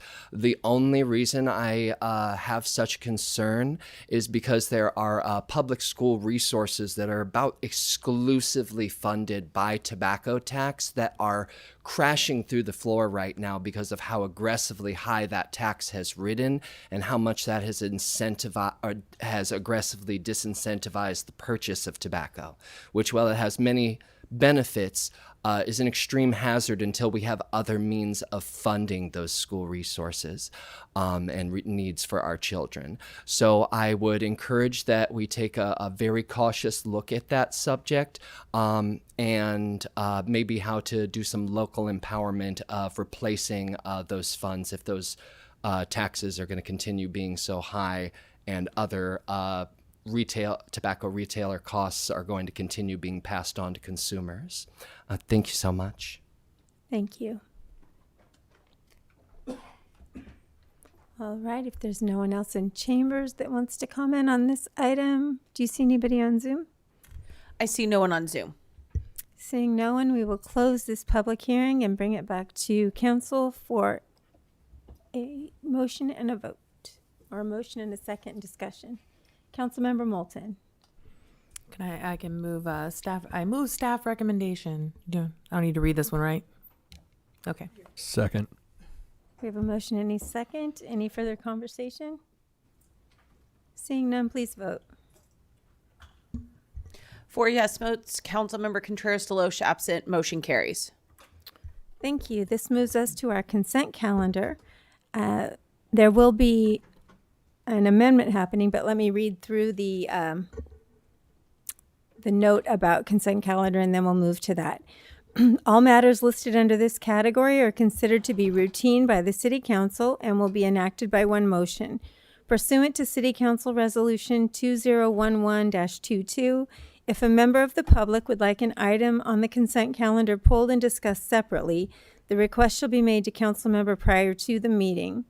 Unless a specific request is made by a council member, the consent calendar will not be read. There will be no separate discussion of these items.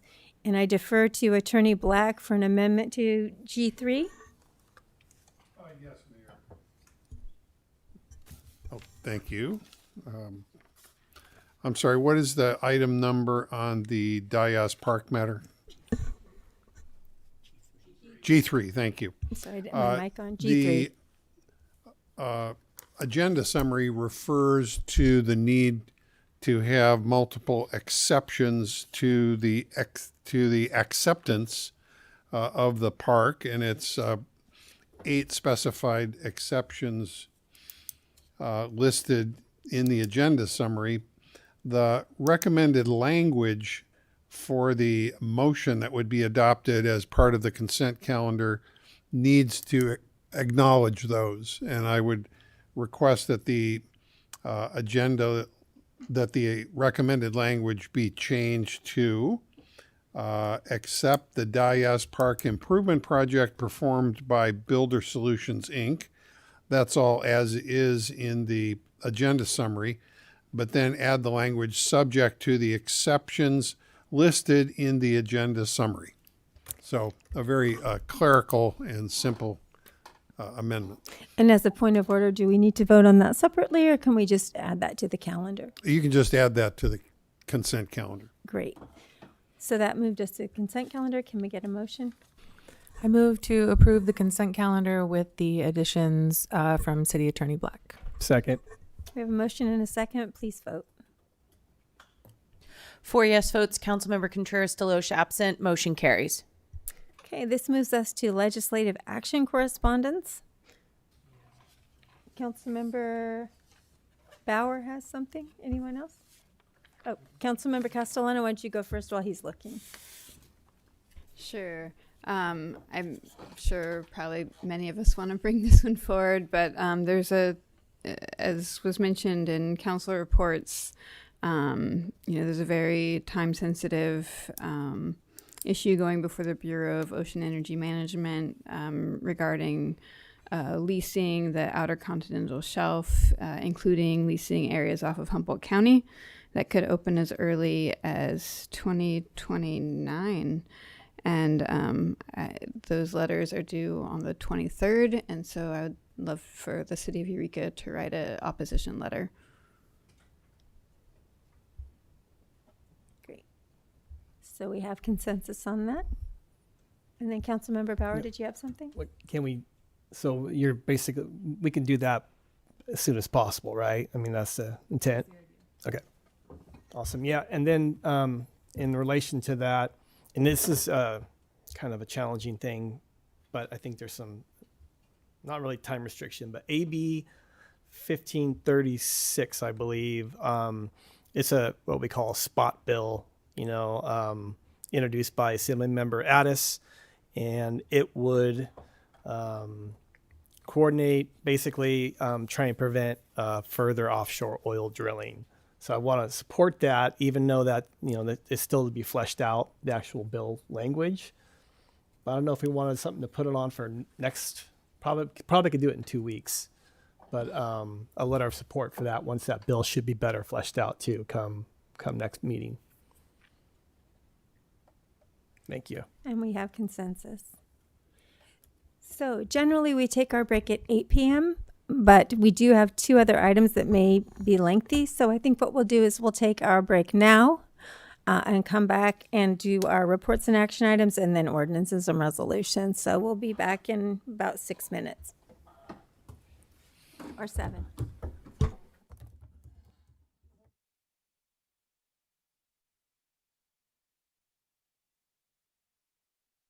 And gender affirming healthcare resolution.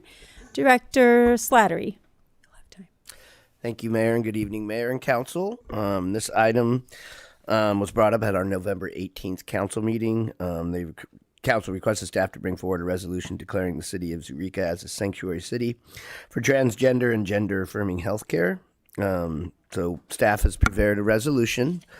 There has been a request, 2 requests that Council can consider. One was the 12th whereas currently reads, a majority of U.S. adults agree that transgender minors should have access to gender affirming care. The request is to change that to whereas gender affirming care involves comprehensive social, psychological, and medical support, and access to such evidence-based care for minors is best determined through a private patient-physician-parent relationship rather than political intervention. The other requests, while the title of the resolution references the city being a sanctuary city for transgender folks, there's not a whereas that addresses that. And so that could be something that staff could add to if that's what council chooses to do. But if that staff is available for any questions. Great. Do we have any questions from council? Councilmember Moulton? Okay. Thank you, City Manager Slattery, for that brief update. I think both of those sound very reasonable, but we'll get to comments. I did want to address some of the concerns, or at least one concern. Is there a fiscal impact to this resolution? No, currently right now, no. We have not had any funding or anything. We did become, we were part of the class action suit that council is aware of for DEI, for diversity, equity, and inclusion programs, that the federal government was withholding funds for certain entities. That hasn't happened to us yet, but we entered it because it potentially could. But as far as us being a sanctuary city, whether it was for transgender or for undocumented citizens, we have not lost any funding. I wasn't aware that there was any threat to funding. I mean, I guess this would fall under DEI, wouldn't it? But that's really more as an employer thing. Potentially could, yeah. Interesting. I had another one. I'll have to articulate it. Pardon me. That's all for the moment. Great. Any other questions while she's putting together her question? Councilmember Fernandez? I mean, for the sake of just borrowing some time for Councilmember Moulton. Okay. I'm curious then, at least following that, how much staff time has gone into putting together this resolution? I put it together with the help of some public comment that had happened, as well as, to be honest, ChatGPT. Mm-hmm. So no, it was 30 minutes, maybe. So 30 minutes, and full time is 2,080 hours. So we're talking about less than a percentage of time to put this. And then of course the review, and the city attorney reviews it, assistant city manager reviews it. So maybe an hour. Approximately. Yeah. I don't know, Pam, pretty slow reader, so maybe 45 minutes. No, again, just wanting to get an idea, because I know it feels like we've had, again, that's commenting. I'll wait until later, but yes, thank you for that. Thank you.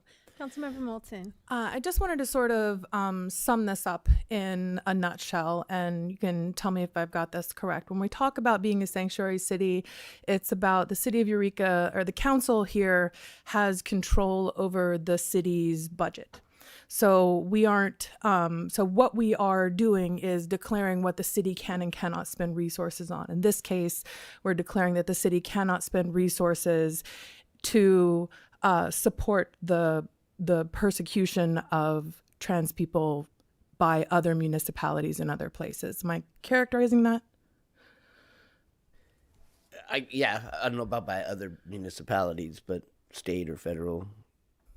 So it's, I wish that we could actively protect people, but it's more like we are refusing to actively participate in harming people. Expending resources for that purpose. Thank you. Councilmember Castellano. And to, just to that question, we also won't go after organizations that support people seeking gender affirming care. Like we won't restrict those organizations, or things like that would also be within the power of a city. Yes. That may be an Attorney Black question.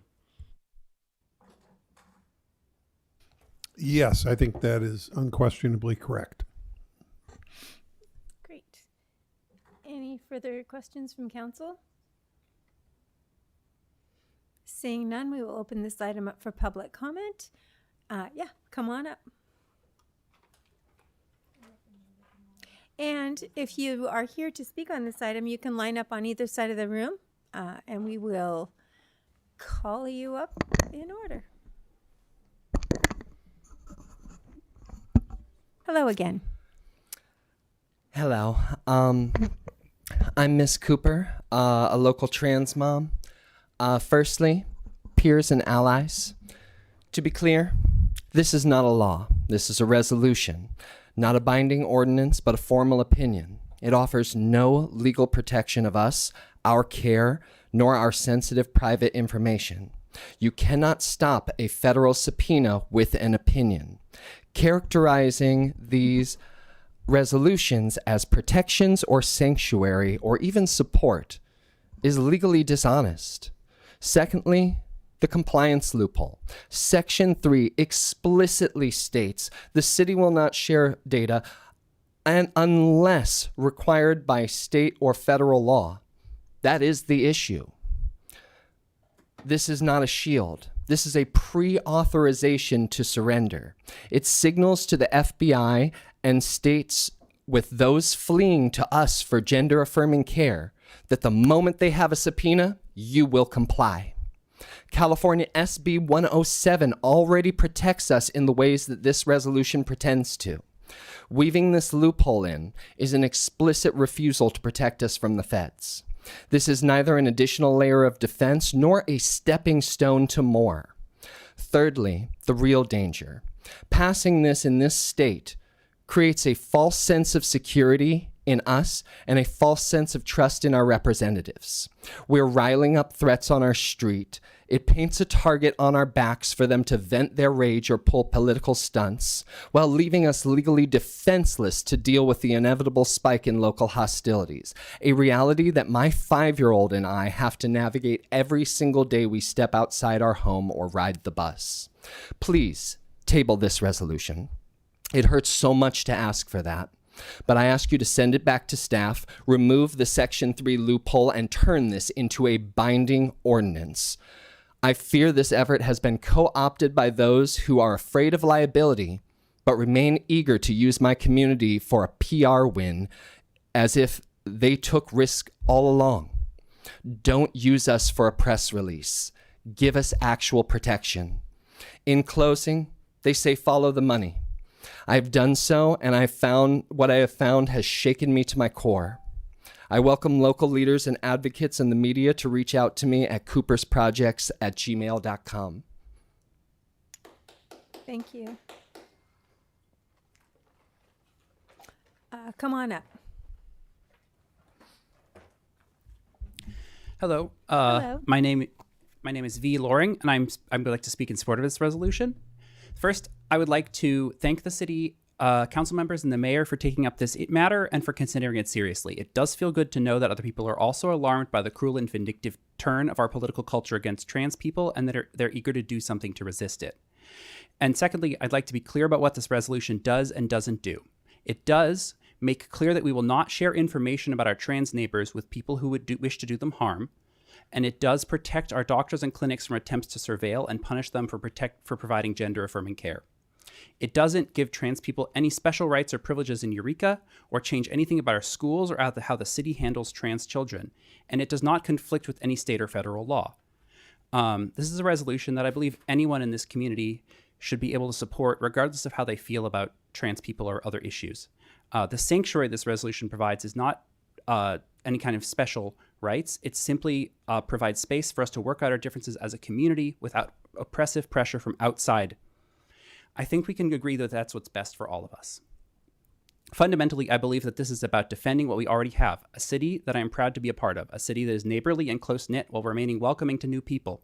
As others have said better, or will say better, this is a very rare and wonderful thing and a credit to our community. It is something we should preserve and strengthen because I believe it is one of the great advantages we possess. Thank you. Thank you. Come on up, Pat.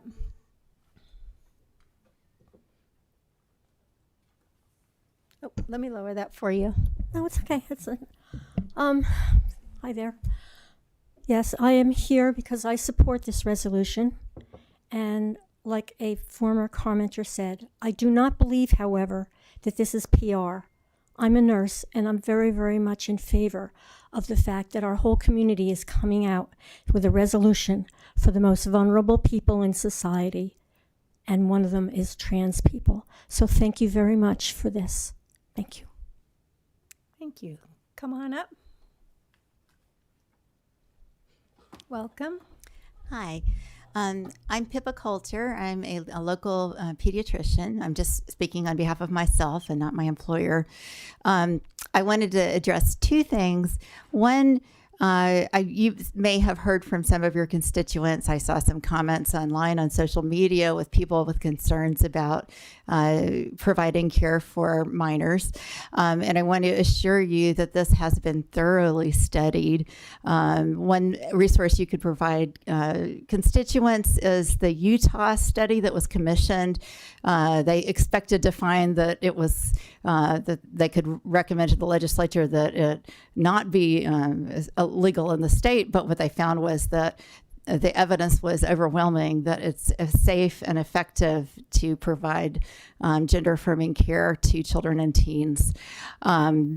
Just read one section. It said, "It is our expert opinion that policies to prevent access to and use of gender-affirming hormone treatment for treatment of gender dysphoria in pediatric patients cannot be justified."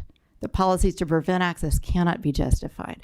And so Utah chose to ignore the findings of their own commission, but it's turned into a very valuable resource. I provided my email, my personal email, in case any of you have any questions. If you ever want to contact me, I'm happy to tell you what I think or to try to find the answer for you. And then the second thing I wanted to address was safety. This is not a safe time. There is no way that we can look at what's going on around us and say things are safe. They're not safe. I feel in danger doing my job, even though it's legal. I feel my patients are in danger. And so this is a beautiful resolution. It's not going to take away all of that danger. It's a dangerous time. But I always think about what one of my friends who was the patient safety officer with the Joint Commission said several years ago when he was talking to physicians about patient safety, that he wasn't here just to try to get us to meet a metric, that the point of all of that was that we were supposed to love our patients. And so to love our patients means to provide them with the best care, even when it's not safe for us to be brave. And this is the time to do that. And this is the time for the city to be brave. And so for me, this resolution is more like what Dr. Cornel West said, that justice is what love looks like in public. And so I thank you for considering this resolution. Thank you. Come on up. Welcome. Thank you, and thanks, Dr. Coulter. Hi, I'm Kylie Finch, 3rd Ward. I want to really sincerely thank the council for asking for this to be brought forward by city staff, and I really want to thank City Manager Slattery for the really well thought out couple of additional comments that he just made in regards to those changed wordings. I did want to point out a couple of things that didn't make it into the draft resolution, at least the version that was posted or made available through the city agenda. And I wanted to bring those forward for consideration in the actual resolutions themselves, what it does come down to, the bottom line that is being resolved, that nothing in this section shall prohibit investigation of criminal activity, etc., and that severability is intended throughout, etc. It does seem in large that this resolution is based perhaps partially on what was passed by Sacramento in 2024, which has several additional parts to it. And I'm going to use this moment to read a couple of them now. These are things that didn't make it into our resolution that I hope could be considered by the city council. That the city council and the city reiterate their commitment to transgender rights and equal protection for the transgender community members, and declare itself a sanctuary city and a place of safety for transgender people. That the city recognizes the importance of gender-affirming healthcare as a matter of health, privacy, and equity to ensure the greatest extent permitted by law, that those rights are upheld for all residing within the city. That no city resources, including but not limited to time spent by employees, officers, contractors, or subcontractors while on duty, or the use of city property, shall be used for detaining persons for seeking or providing gender-affirming care, nor the aiding of it, which includes such activities as gender affirmation surgery or gender hormone therapy. That no city resources shall be utilized for cooperating with or providing information to any individual or out-of-state agency or department regarding the provision of lawful gender-affirming healthcare or gender-affirming mental health care performed in the state of California. That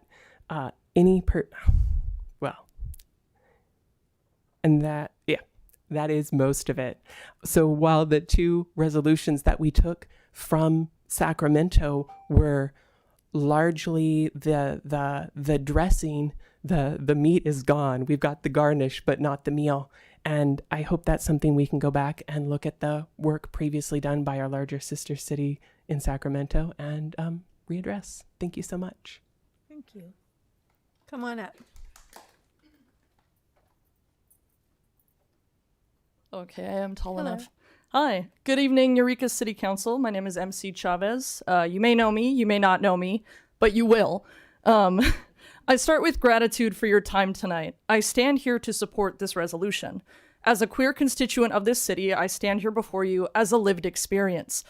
To me, the importance of a transgender sanctuary city is a verbal/city commitment that this community is a safe space for transgender, queer, LGBTQ+ folk, that this city is committed to the recognition of their livelihoods, and it is a valiant stand against the oppression that is happening in this country today.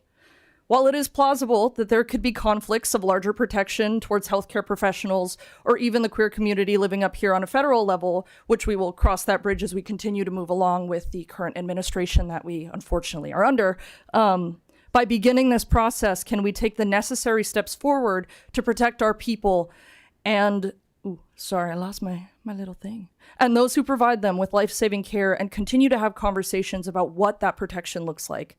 As a human being to another human being, I implore you to stand by your community members. It is imperative that we stand together. Thank you for your time. Thank you. Come on up.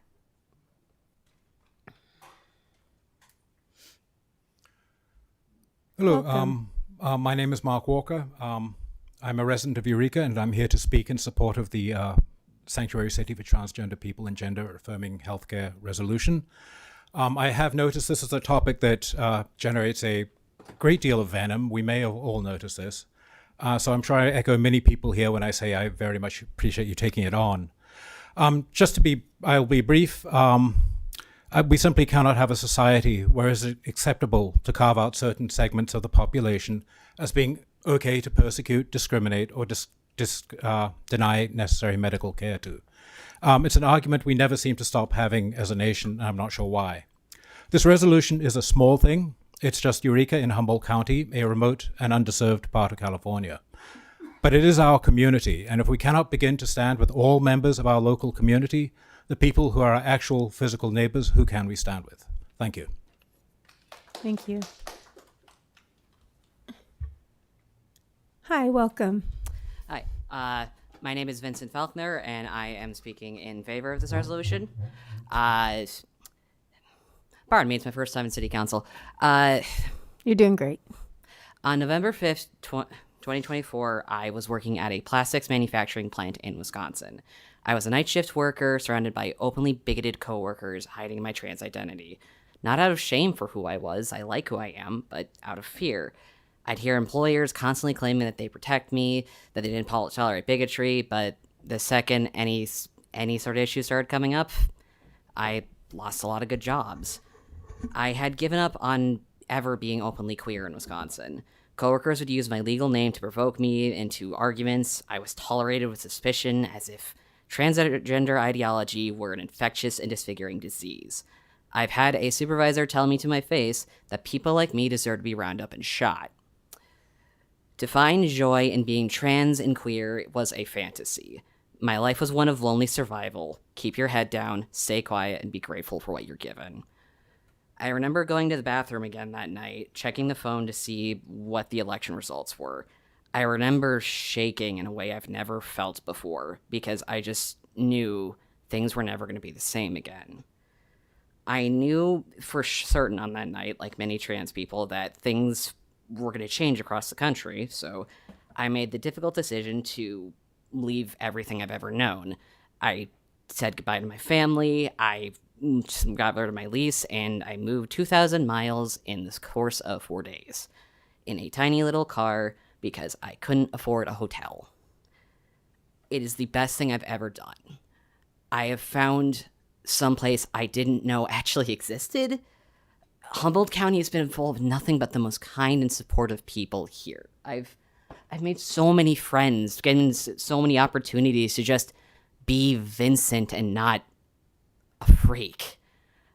It's so strange just going around and seeing people openly talk about having husbands, going to Arcata and always finding some lesbian at the taco truck.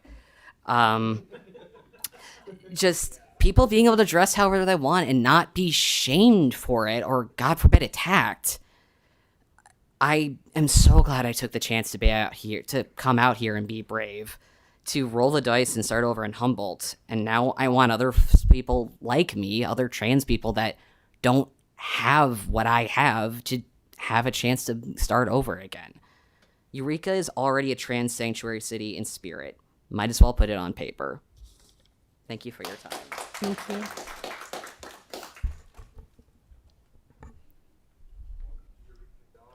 Deborah Dukes again. Hi, Deborah. I'm an ally, and the way things are going right now, I think we're all going to need both to have allies and to be allies.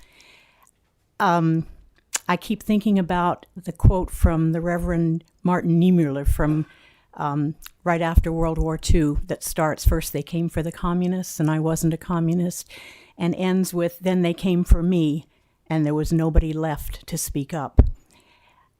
I'm speaking up, and I hope you will speak up. Thank you. Thank you. Come on up. Hello, City Council. My name is Dakota. I'm a member of the YDSA, and I just wanted to show my support for the resolution. There have been many recent attacks across red and even blue states against trans people, including the bathroom bans, leading to an arrest of a trans lady in Florida. While this resolution is also going to be pretty good PR for the city, and I fully support it, it could also lead to more transgender people moving here, and hopefully urging that you get this through, because I know some people who would very much like to get this passed out of state. Another thing is to look at places like Sacramento, as another commenter put, as a guide for the resolution. Is an amazing idea. I'm also not biased. I am from Sacramento, but but I urge you to please pass this resolution, and thank you very much. Thank you. Come on up. Hi. Hi. My name is Sam. And honestly, I don't believe in trans rights. I don't get trans rights. But what I do believe in is human rights. I believe in equity. When this nation was founded, it was founded on the principle of life, liberty, and the pursuit of happiness. Now, we've gone a long way from there, When this nation was founded, basically, if you weren't me, you couldn't vote. You had to be a white man. You had to be a landowner. Now women can vote. Now, as of 1950s, even Native Americans can vote. Gay people can get married.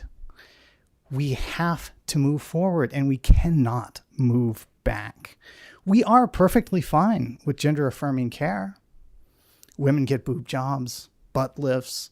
Men get all sorts of things done to their tackle box. If you lose a ball, they'll stick in a prosthetic one for you. We're also perfectly okay with gender-affirming surgery for children. In fact, 1 in 2,000 to 5,000 infants are born intersex. These children are surgically altered. This happens every day. But for some reason, if an adult or even a teenager wants to have gender-affirming care, this is a horror. The reactionary right is always going to try to pull us back. If we don't fight for our trans brothers and sisters, who are we going to fight for? We're going to fight for the gays, the women, the Native Americans, the blacks? Or in 20 years, am I going to be up here yelling and screaming for you to protect the Mormons and the Catholics? Let's make a stand now. Thank you. Come on up. Hi. Hello, I'm Camille Charette, and this is Percy, who just wanted to stand up here for support. I'm here tonight because I support Eureka becoming a transgender sanctuary city, and I want to explain why this matters to me as a member of this community. I live in Eureka, and I'm a librarian at Cal Poly Humboldt. In my work, I serve students from many backgrounds, identities, and life experiences. One of the core values of librarianship is access to information, to support, and to spaces where people are treated with dignity and respect. For students to learn and contribute fully, they have to feel safe, not only on campus, but in the community they live in. When students choose to come to school here, they're also choosing Eureka. And if transgender students and transgender community members of all ages are worried about whether they can safely access healthcare, that affects their ability to thrive. And when people can't thrive, the entire community feels the impact. Protecting community members' right to healthcare and human dignity is not a niche issue, it's foundational. Healthcare access allows people to stay healthy, to learn, and to care for others. Dignity allows people to participate openly in civic life and to feel a sense of belonging. When we protect these rights for the most vulnerable among us, we strengthen the well-being and resilience of the whole community. Declaring Eureka a transgender sanctuary city sends a clear message that this is a place where people are valued for who they are, not targeted for who they are. And it tells students considering Cal Poly that this is a community that aligns with the values of inclusion and care. It tells families, workers, and elders that their neighbors and local leaders are committed to protecting basic human rights. Declaring Eureka a transgender sanctuary city is about ensuring that everyone has the same opportunity to live safely and be treated with respect. As a librarian, I believe knowledge flourishes in environments where people feel secure and supported. And as a community member, I believe Eureka is strongest when we stand up for one another. Supporting Eureka as a transgender sanctuary city is a commitment to welcoming our neighbors, supporting our students, and investing in the long-term health and vitality of our community. Thank you for listening, and thank you for considering what kind of city we want Eureka to be. Thank you. Come on up. No, you're up. You're up. Hello again. Hi there. Thank you. Yes, first of all, I'd like to mention and say I love all transgender people. I love all the transgender folks here today. And one of my best friends I just found out is transgender, and we go disc golfing all the time, maybe a few times a month. And I love this person with all my heart, one of my best friends. A girl I was in a long-term relationship with, she had a transgender teenager. She was, and I loved them too. She had fostered this kid and then eventually adopted her. I'm not here to judge or condemn any transgender person. I'm here to bear witness to the truth and call awareness to the truth and a desperate plea for repentance. I think this is a dangerous precedent and an example for our children.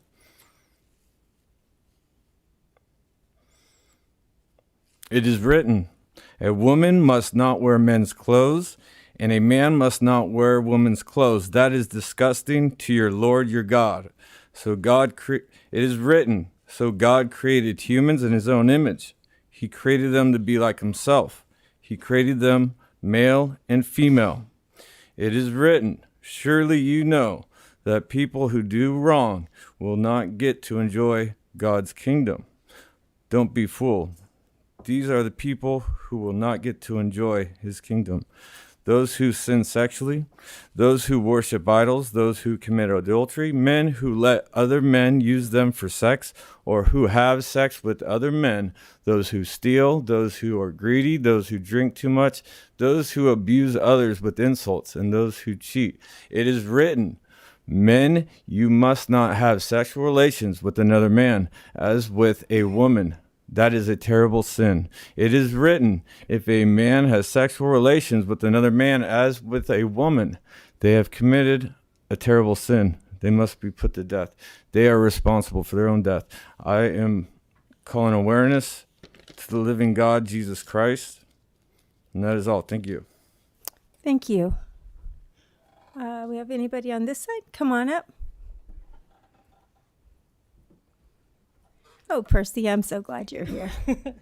Hello, Thank you. my name is Zandra, and Percy's here to provide me some support as well. So yes, my name is Zandra. I am a transgender woman who lives in Eureka, and I am a very proud a sinner. And I am here to speak in favor of this resolution. I appreciate that you've taken the time and energy to speak up in support and protection for our community, which has been under severe attack across this country. I did want to add 2 comments. First, I wanted to speak in favor of replacing the 12th whereas statement, as mentioned by City Manager Slattery. The public opinion has been wielded as a club against our community for as long as we fought openly for our rights. And it is not smart to give credence to the ability of public opinion to sway and determine our human rights and the rights and dignity that we should all be afforded. So I wanted to offer my appreciation for that particular proposed change. The second comment I wanted to make is to request and recommend that when we discuss transgender people in this resolution, that you explicitly expand that definition to include those who are gender non-conforming, which is a broader umbrella that very clearly affirms support and sanctuary for our entire community, including genderqueer, non-binary, and agender members, to name just a few of the many communities that make up our broader gender non-conforming community. So thank you again for your time and effort to help stand by our families in this very frightening time. Thank you. Come on up.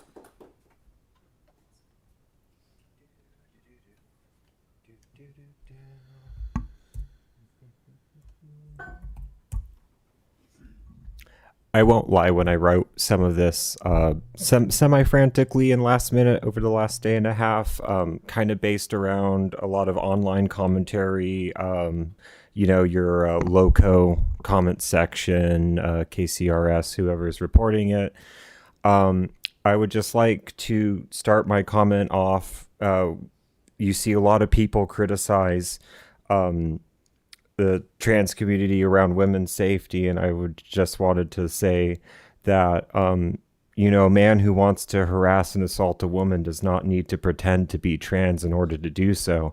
They just do it and hope that their allies in patriarchy who hold positions of power will decry their victim as hysterical, where perpetrators can remain more calm, when like law enforcement arrives, right? So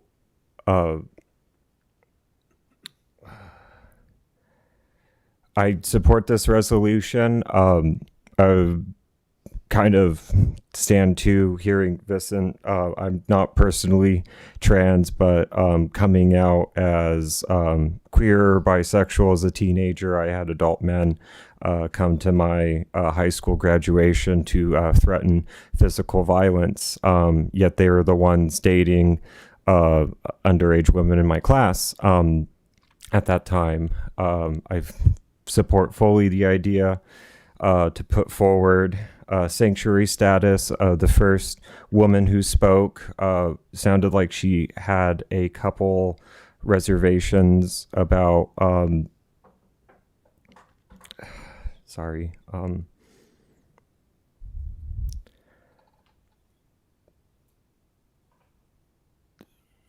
I think it's a good start. I was expecting a lot more kind of outcry, so I'm kind of like sort of real-time backpedaling right now. Look, everyone benefits when we uplift the smallest peoples in our groups. Not all cisgender women are going to fall neatly into the binary of what we see in what a man should look like or what a woman should look like. There is a camaraderie between how you view your womanhood or your manhood, and not neatly falling into certain lines and words, and cool. Thank you.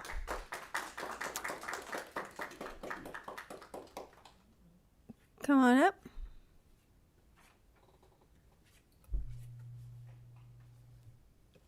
There you go. Hi, I'm here.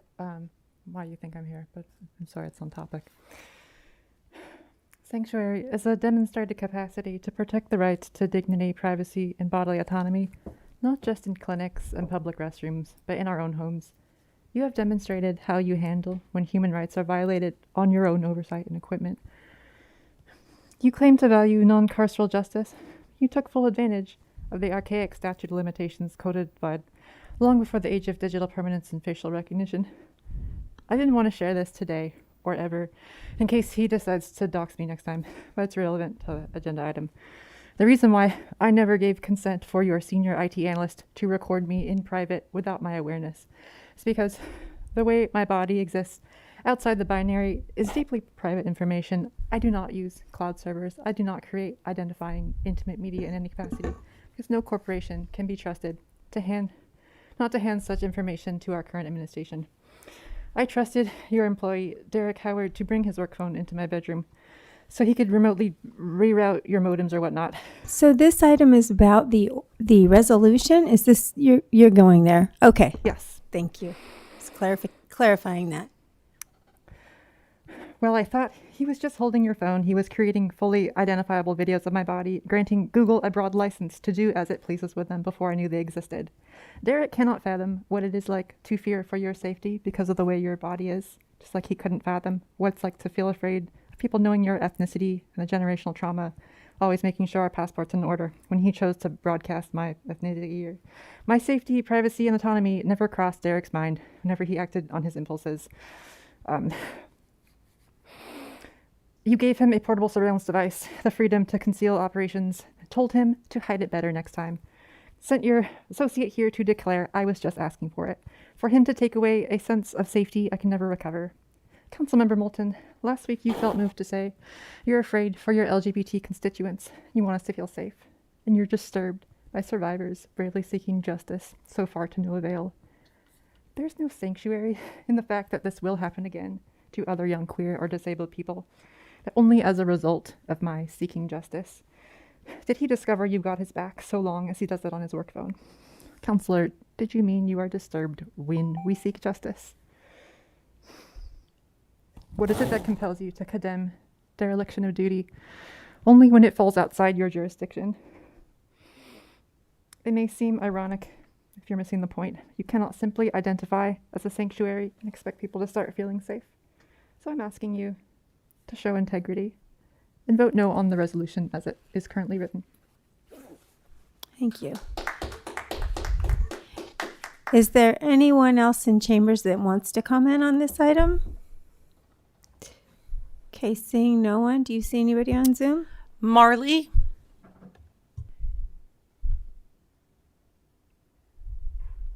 Hello. My name is Marley Nelson. I am one of the co-chairs of the local Democratic Socialists of America chapter, and I would like to speak in favor of this resolution. As others have said, in some ways this resolution could be more protective, and I would urge council to maybe investigate those avenues. This is a very important thing to do for our transgender community. People do seem to be strangely mystified by trans folks. I've known many trans folks, friends, step-parents, even an ex-partner. Shout out to Elias, wherever you're at. And they're just normal people. They are normal people. They deserve access to the medical care that they need that is life-saving and is evidence-based just as much as the rest of us. And at the end of the day, I want to see the local transgender community be able to access their healthcare and have the same right to life, liberty, and the pursuit of happiness as I do, or at least as I would like to under a different administration. So thank you in advance for your support of this resolution. Thank you. Do you see anybody else? Resident of Ward 2?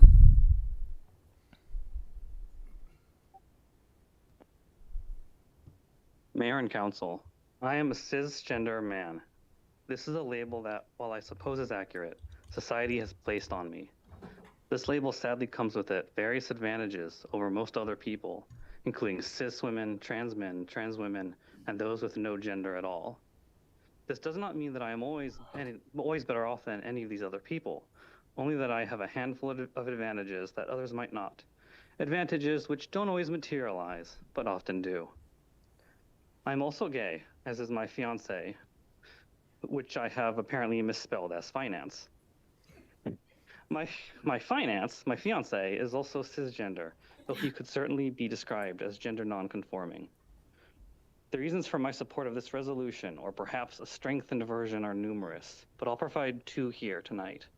The first is something which should be shared by all persons, a simple respect and acknowledgement of the humanity of those persons who fit under the transgender umbrella, the basic measure of respect which all human beings should enjoy, a respect which is sadly lacking from many of our neighbors. The second is less important than the first. It is more pragmatic and more utilitarian for both myself and my fiance. Recent pushes to infringe on the basic civil liberties of our transgender friends are particularly worrying because we've seen this story before. Authoritarians around the world all tend to follow the same playbook. Once the T's go, the G's, L's, and B's are next, especially G's like my fiance and myself who have complicated relationships with the cisgender label. This is not paranoia, this is history. We must do all we can to stop this as soon as possible, not only for the benefit of our transgender neighbors, but people who may not even realize that they are next, as the poet and Reverend Martin Niemöller realized too late, as previous commenter Ms. Dukes has already referenced. I'd like to close by addressing accusations of virtue signaling, which I have seen thrown around in relation not only to this resolution, but other actions by this council. I think that the best way to address that is by quoting words spoken in chambers early last year. I love it when people accuse us or me of virtue signaling, as though displaying your ideals and your principles is somehow a bad thing. So the virtues that I would like to signal right now are compassion and humanity. I would like to communicate to all the members of our community that they are valued, that they deserve equal access to opportunity and equal protection under the law. That I'm grateful that you are here. I'm grateful that we are here with you. I'm grateful that my human family is so big and diverse. Thank you. Thank you.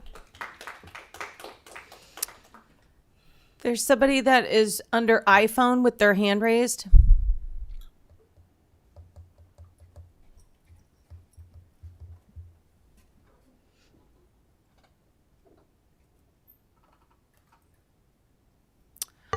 I'll go. Beth? Hi, good evening, City Council. I'm here to speak against this idea of a sanctuary city. There's no way that a child can be born in the wrong body. There's no way a boy can become a woman or a girl can become a man. Just because a man gets aroused wearing female clothing doesn't make him a woman. The idea that right now Eureka City is, I guess, considering is that we can tell children that they can sterilize themselves with blockers and hormones, and they can cut off their healthy body parts.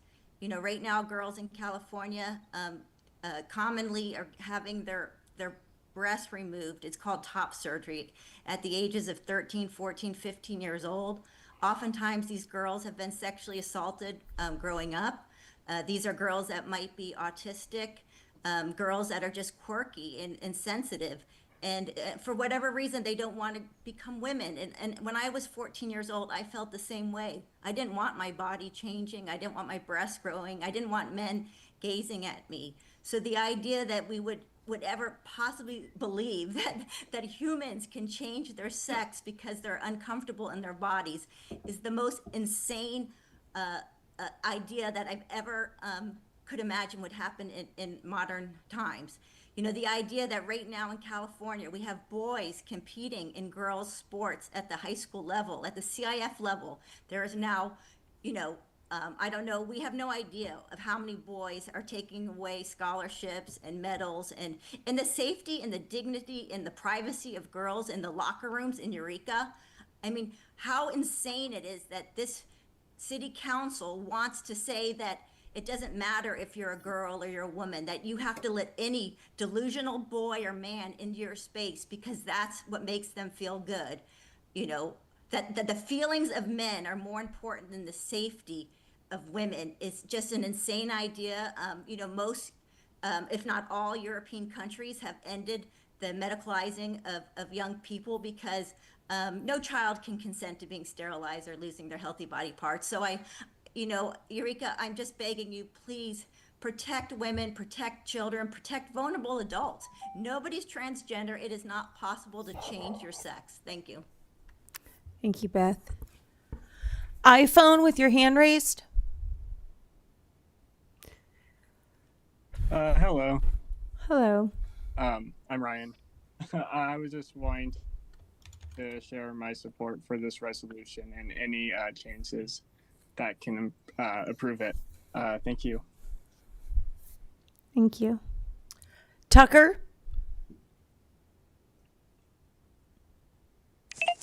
Hi, thank you so much. I wanted to just speak in support of the trans community and defer to some of the wisdom of people who have looked into this particular resolution more deeply than I have, but to verbalize support for protection for gender affirming care. And I also am concerned about the language change, and I'm sorry I can't reference the exact wording for what that was called, but the idea that it changed from the wording of it is agreed upon that this is important, it was shifted to we're going to let individuals and their providers decide what is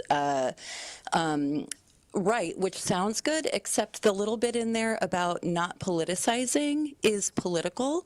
And it wasn't a political statement the way it was worded before, but saying that a general consensus is political, that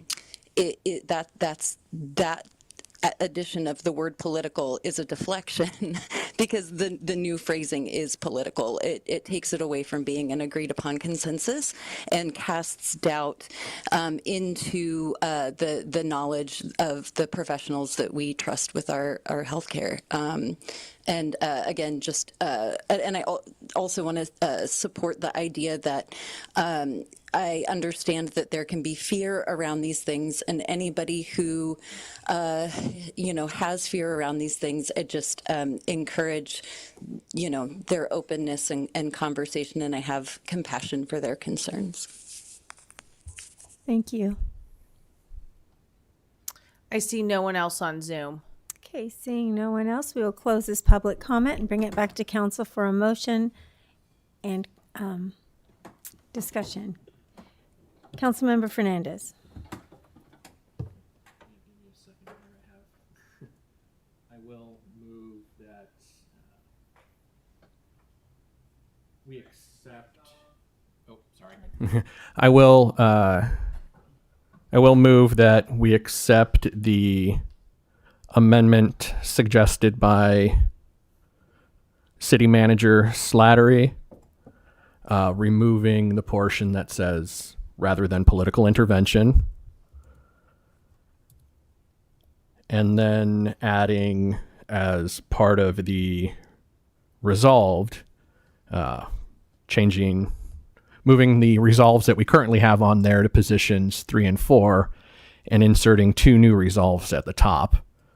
The first being, now therefore be it resolved that the City Council and the City of Eureka is committed to the human rights, equal protections, and dignities afforded to each person in its community, and declares itself a sanctuary city and a place of safety for transgender people. And second resolved, therefore be it resolved that no city resources, including but not limited to time spent by employees, officers, contractors, or subcontractors while on duty, or the use of city property, shall be utilized for detaining persons for seeking or providing gender-affirming care, nor the aiding of it. And I'll second, and I have a friendly amendment as well. In the third from the bottom, okay, so City Manager Slattery suggested taking out, whereas a majority of taking out the clause about the whereas about public opinion. A majority of U.S. adults agree transgender minors should have access to gender-affirming care.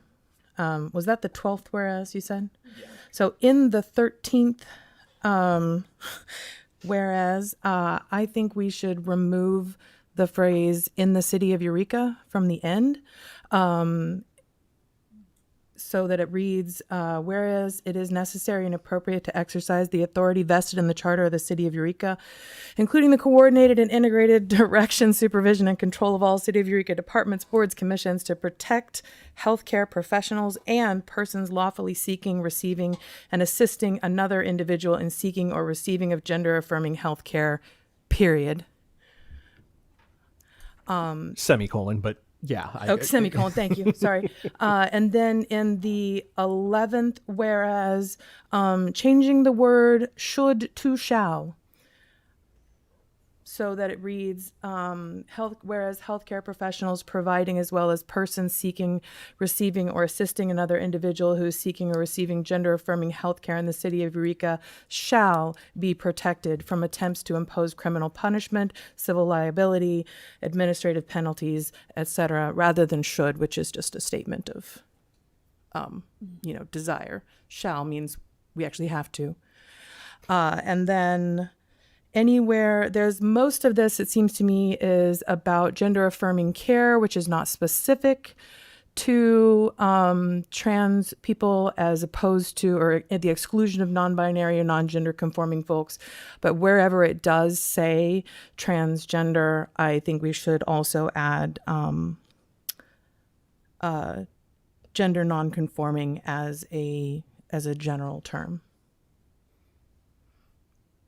I think that's all I had. Those three, yes. Yeah, I'll accept those friendly amendments. You got all that, city manager? We got a recording. I can give you my notes too. It's recorded. Okay. Councilmember Castellano. I actually think in the 13th whereas that it's powerful to leave the word City of Eureka but put and any other location instead of removing the word City of Eureka. So I would make a friendly amendment to my friendly amendment. To your friendly amendment to keep the healthcare in the City of Eureka and then add and in any other location. Fair enough. I can accept that.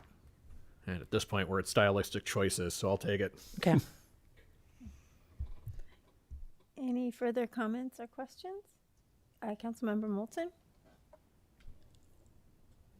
I don't know if this is a totally appropriate moment, but I feel like there is an opportunity here for public education when it comes to the difference between gender, sex, and sexuality. And I have a lovely little model that I've been taught and that I use to teach people, which is the PANTS model. And that is that your biological sex is the parts that are in your pants. And your gender is the pants you wear to feel like yourself. And your sexuality is whatever you do or do not want to do with the parts that are in your pants. So, just wanted to take the opportunity to say that. Thank you. So, further comments? Councilmember Hernandez. So close. Yes, Mayor. I know it's getting later. So I know we've, and it's been touched on in public comment too tonight, previously, over the last year and since the election. It is virtue signaling because we are giving a statement of our values, and there's only so much that we can do up here from this dais to begin with. And that's why you'll often hear me, cite the refrain of like, what is it that we can do for ourselves? What is it that we can do for each other?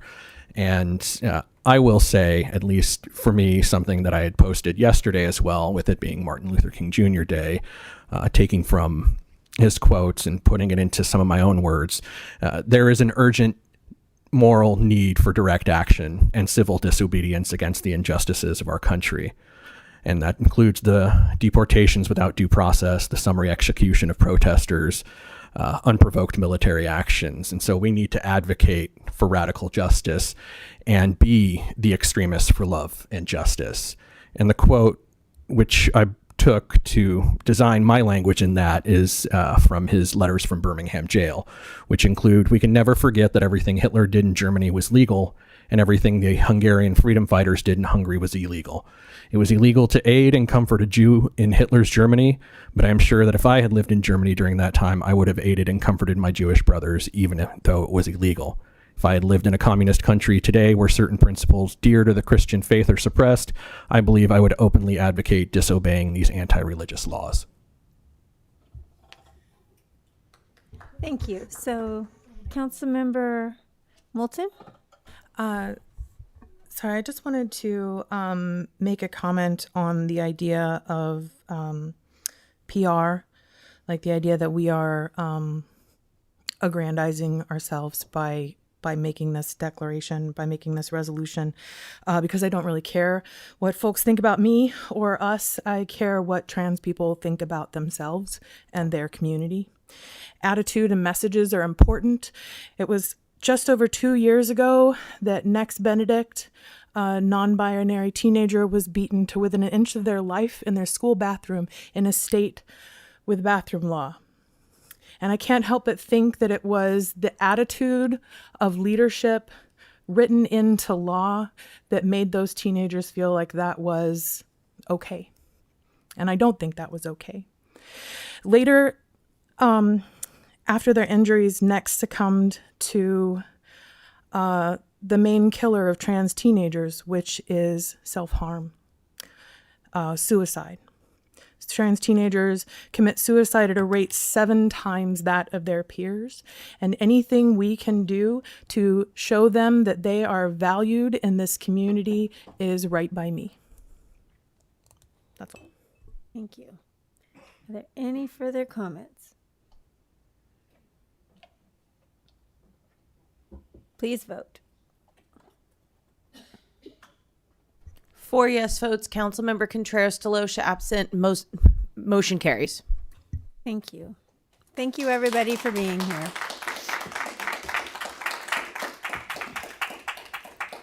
All right, so this moves us to strategic visioning with City Manager Slattery. Thank you, Mayor, and good evening again, Mayor and Council. If Oz could put up the PowerPoint, that would be great. So, staff met with Council back on September 6th to go through strategic visioning. We hired Karen Deemer to facilitate that. Prior to that public meeting, she met with all of you guys to get your take on what the process should be, and she also met with all the department heads and some of the upper management in city staff. So we met on the 6th, ended up having the same 4 priority areas being picked for strategic visioning. We ended up with priorities areas of effective governance, economic development and communications, community pride, and health and safety. So we came up with a vision statement to guide this process, which is Eureka is a historic city embracing the future while honoring its natural ancestral heritage, where safety, inclusivity, sustainability, and innovation converge to create a vibrant and thriving community for all. So our first area was effective governance. The goals is to enhance public meetings effectiveness through stronger community outreach and clearly defined roles for elected officials, boards, commissions, committees, and staff. Each one of the priority areas,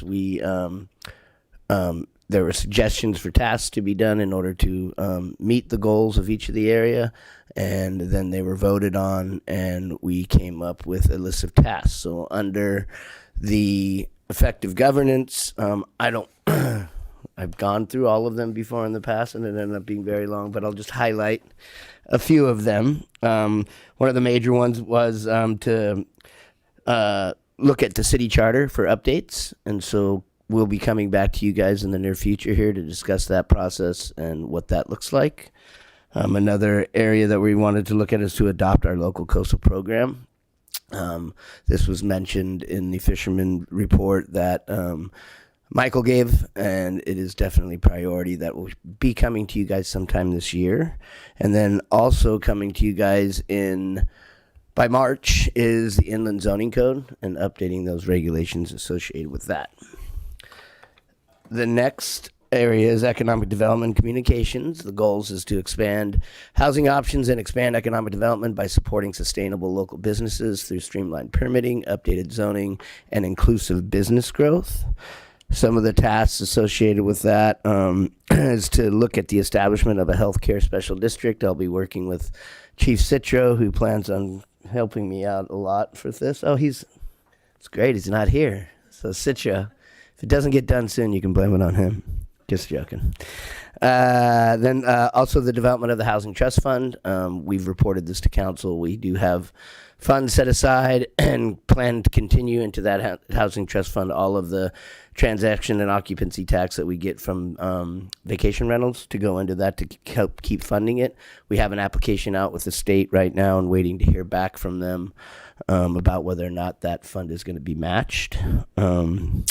And then there is the sugar tax that we are researching currently, and we'll be bringing something back in the near future for council.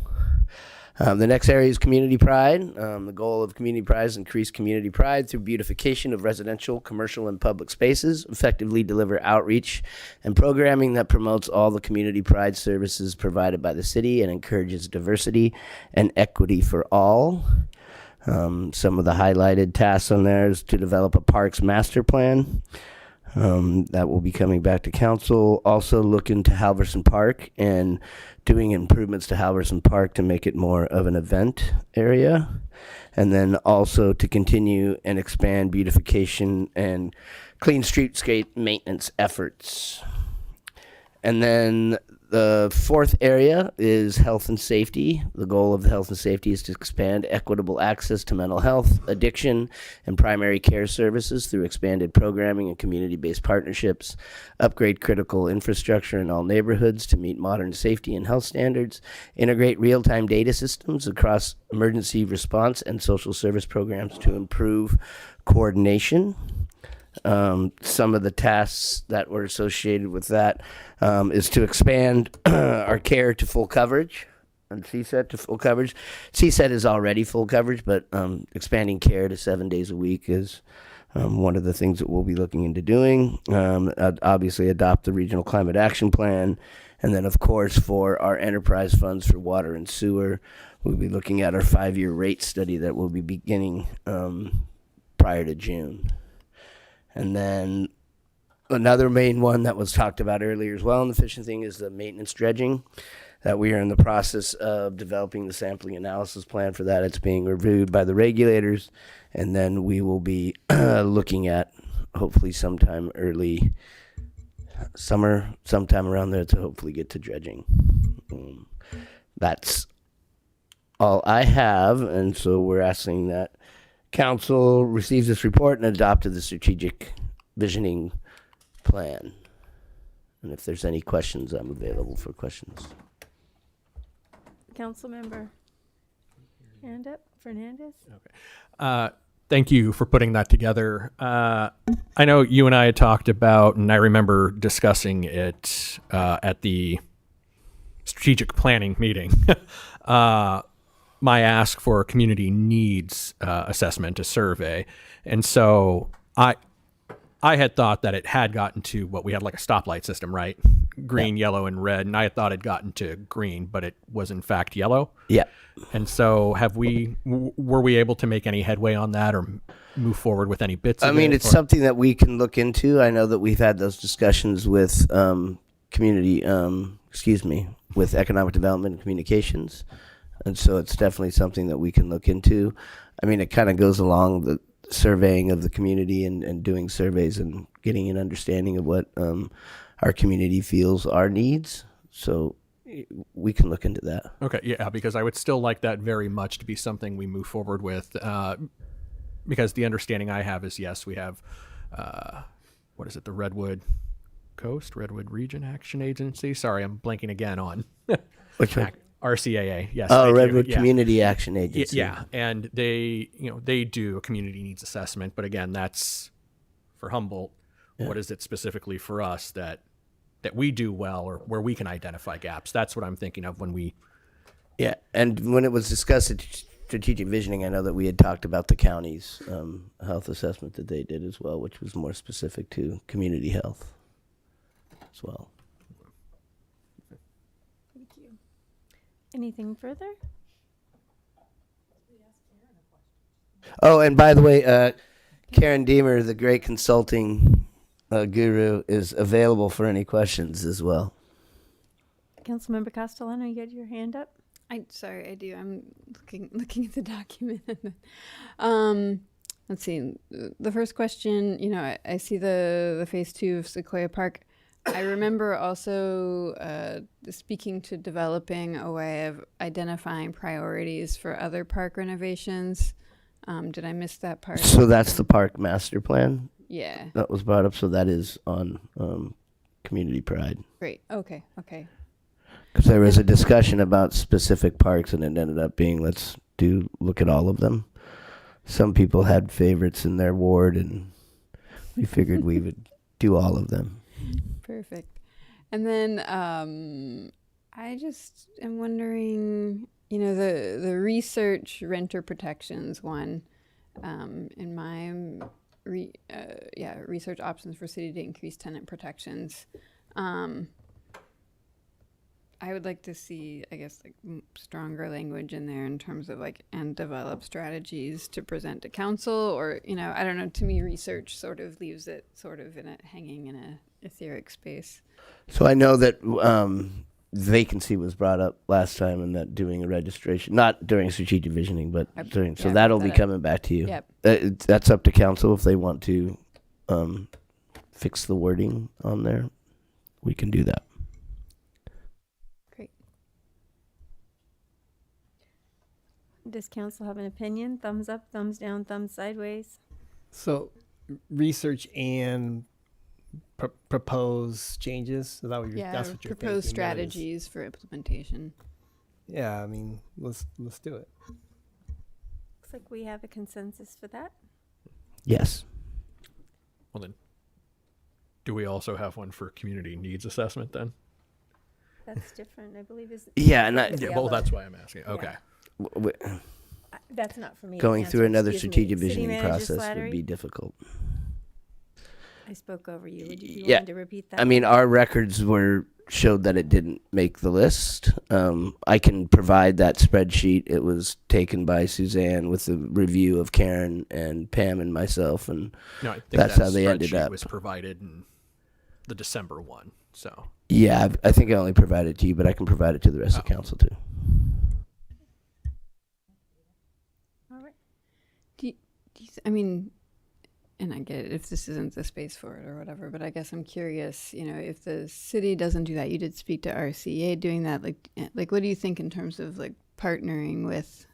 well, again, if we were going to be partnering, we would have to ask city staff to do that. So Yeah. again, that would be amending what we Yeah. have here tonight, and I'm fine with that.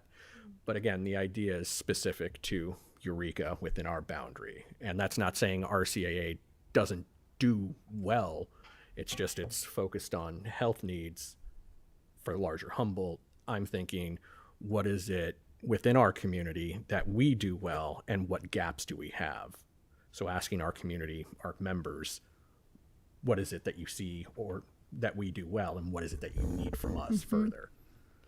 Do you think a town hall might be able to kind of cover some of that territory? Some of it, yeah, Mhm. but also having that survey there to expand upon Yeah. those other areas. And another idea might be to bring this forward a little bit later under future agenda items. I can do that again. Potentially, that might be something to consider at that point, Yeah. instead of having a back and forth at. Well, yeah. Can I just add that? I mean, I think strategic visioning is that process, right? I mean, of what of our community needs. I think that's what this is. So if there's something that we missed, we didn't do our job right. That's the way I look at it. Is like you're asking for more strategic visioning, essentially. I'm asking it for on a broader, more micro level. I know that sounds conflicting, but again, strategic visioning, as we've done it, takes place on one day for the entirety of the day, and it's open for public comment for approximately 30 minutes. And so this would be able, I think, to be done in a more, I don't want to say general, but in a broader fashion, in that you would be able to, at least whether it's at a town hall or even online, get more of that data, more of that input. Okay. Did anyone have anything further about that? I mean, I guess I personally feel like I'd be interested in supporting like a town hall or something as like a way of kind of like generating the conversation and then seeing how that went, and then we could kind of think about it from there.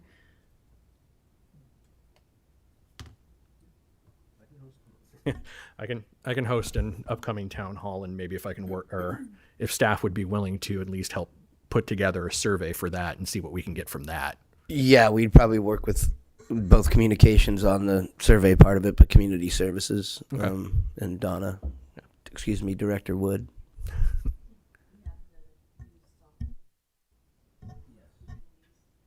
Great, so we have the technology. I'm good. Yeah. and we have a resolution with that then. So be looking for that, public. Okay, is there anything further? Okay. Councilmember Moulton. I just wanted to thank Karen for the thoughtful facilitation and for all of the staff and my colleagues that participated in this. This is really where we set the direction of this massive ship that is the city of Eureka, and it takes years for these things to actually come to fruition. So having that process be so thorough and ultimately come up with something so concise is just really, really valuable. So thank you for that. And this is just receiving a report? I'm just looking at the... It's actually opening this item up for public comment. Is there anyone from the public here that would like to comment on this item? Do you see anybody online, Shannon?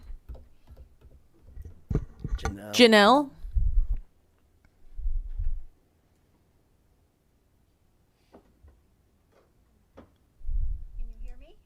Can you speak a Not little very louder? well. Okay, can you hear me? Yes. Okay, sorry. Wow, that was a long meeting. You all did.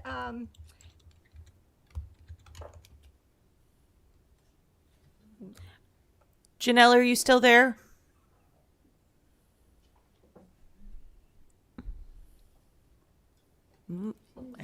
Oh, she's there, but End of the meeting. I don't remember the navigation center was mentioned or discussed. The governor now is pushing for encampment clearings. He's put out an encampment ordinance. There's pressure to do something. As housing is addressed, people need a place to live. There is still $1.5 million in the HHAP round 3.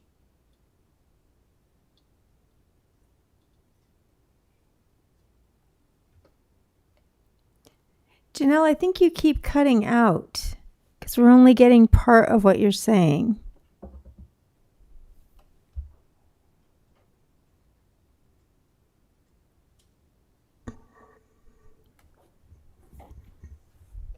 she's still there, but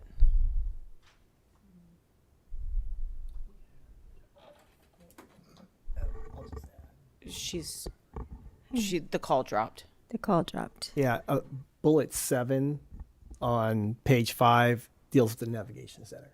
Okay, So we great. have it in the strategic plan. Great, thank you. So maybe,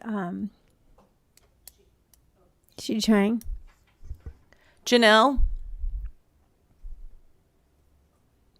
Would you say it was page 5? Page 7?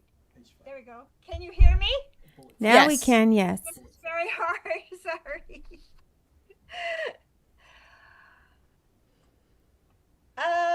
There's $1.5 million. The Board of Supervisors appointed recently a committee to look at homelessness. And they were leaning toward, I think, doing an ordinance so that they could have, have a reason to go to people and offer them something. That was my impression. Please add discussion of what to do while housing is addressed. And as part of that discussion, please consider campgrounds and whether or not you can work with other parts of the county to do that.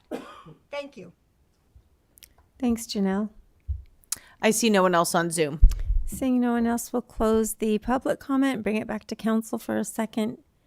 And any comments? A motion? A motion. What did I say, a second? Yeah. That too. Councilmember Bauer. Let's see here. I'll make a motion to receive the report and adopt the strategic goals and initiatives for 2025-2026. Second. So we have a motion and a second. Any further comments? Seeing none, please with the changes that were discussed. With the change to the renters, bringing back a plan. Think you agreeable with that, Scott? I agree to that. Great. I guess I am too. All right, please vote. 4 yes votes, Councilmember Contreras-Deloche absent, motion carries. And that brings us to our Brown Act update with Deputy City Attorney Holtz. Thank you so much, Karen, for staying this whole meeting again. You're a trooper. Stand back, I guess. Yeah, that's what she said. Clicker.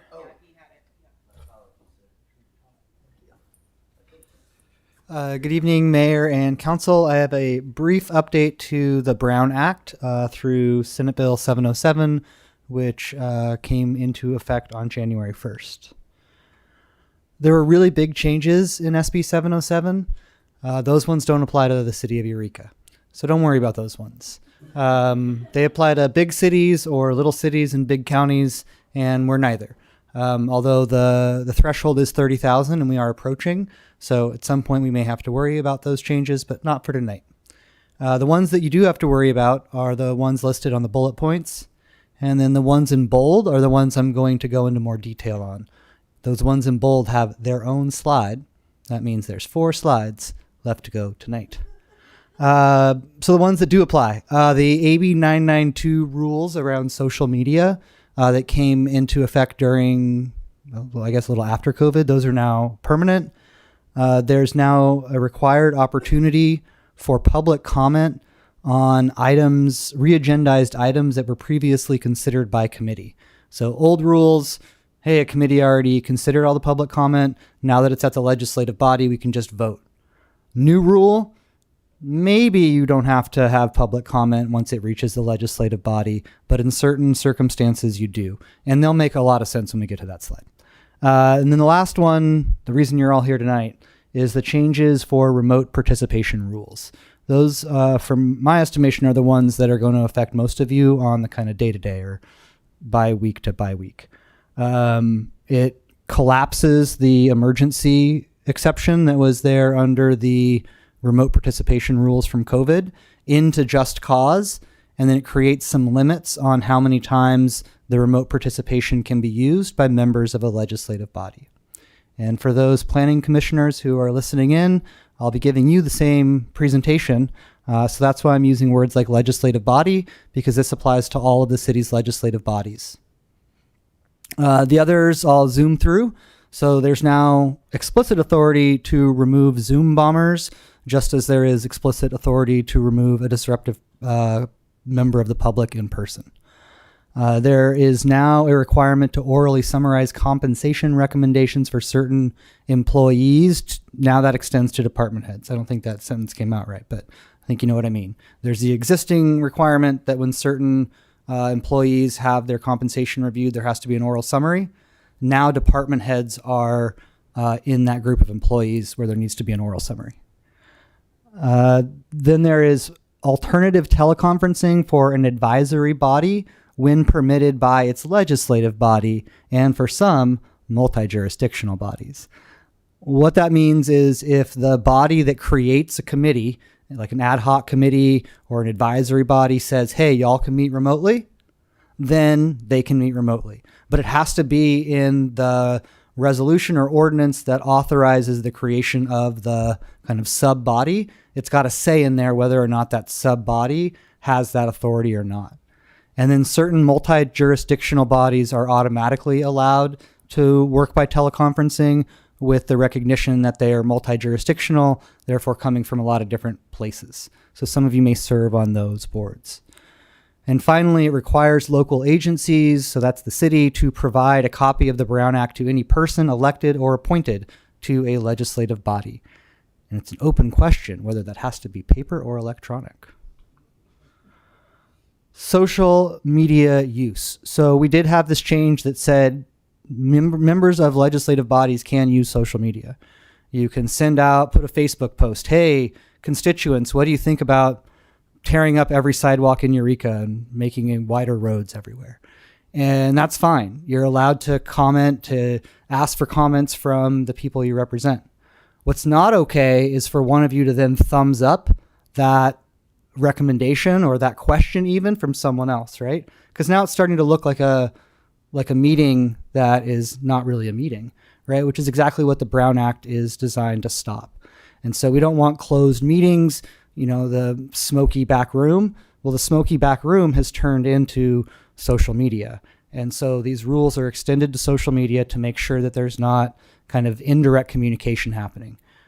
So obviously no one wants to turn all the sidewalks into roads, but if one member posts that and 2 other members give it a thumbs up, now all of a sudden something very unpopular gets on the agenda and gets passed, and people go, where did this come from? It came from a thumbs up on Facebook, so not allowed.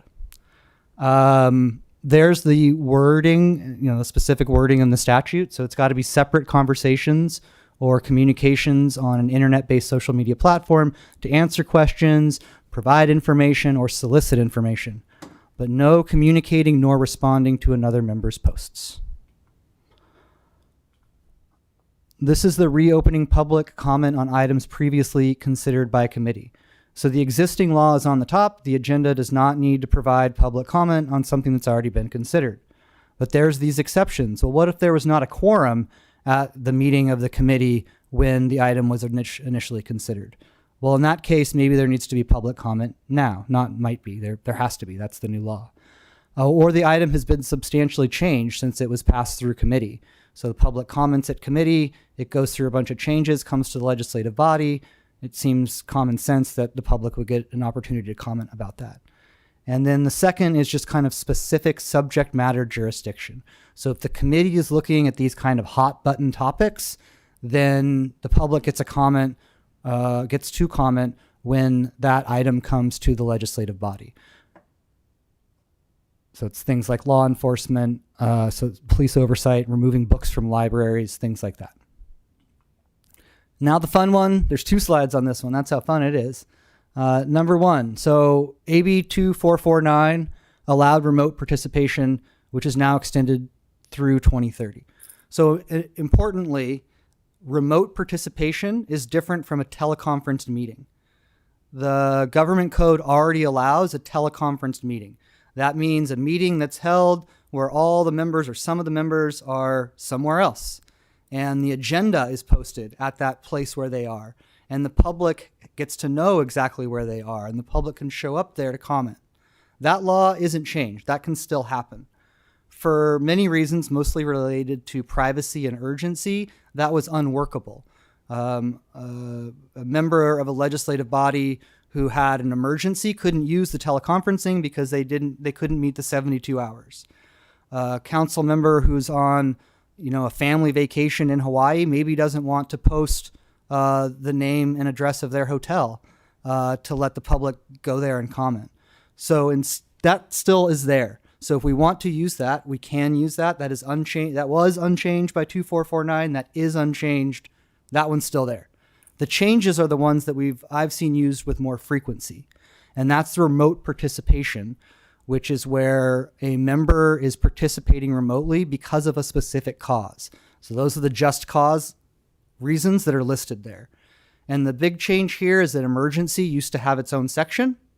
Emergency is now just one of those just cause reasons. So there's no more separate emergency. There is emergency, but it's under just cause, if that makes any sense. Childcare, caregiving needs that require participation remotely, a contagious illness, a need related to a physical or mental condition that is not otherwise accommodated as a disability. What does that mean?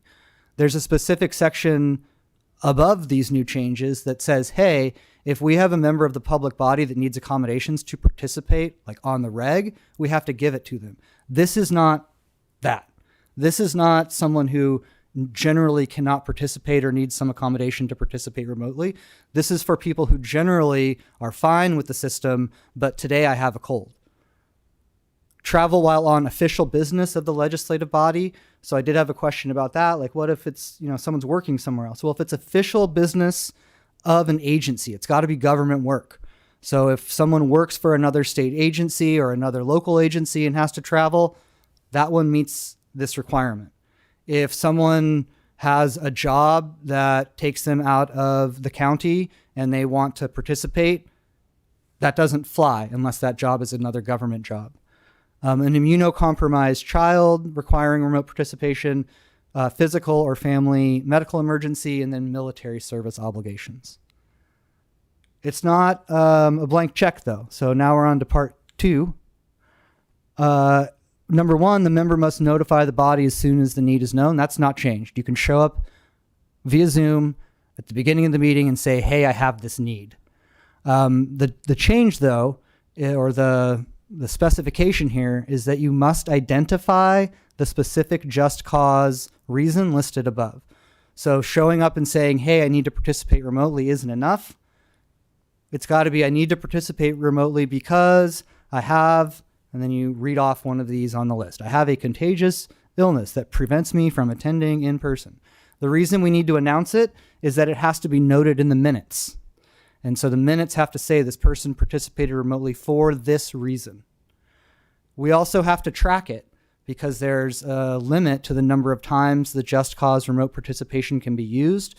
For a body like council that meets twice per month, that's 5 times per year.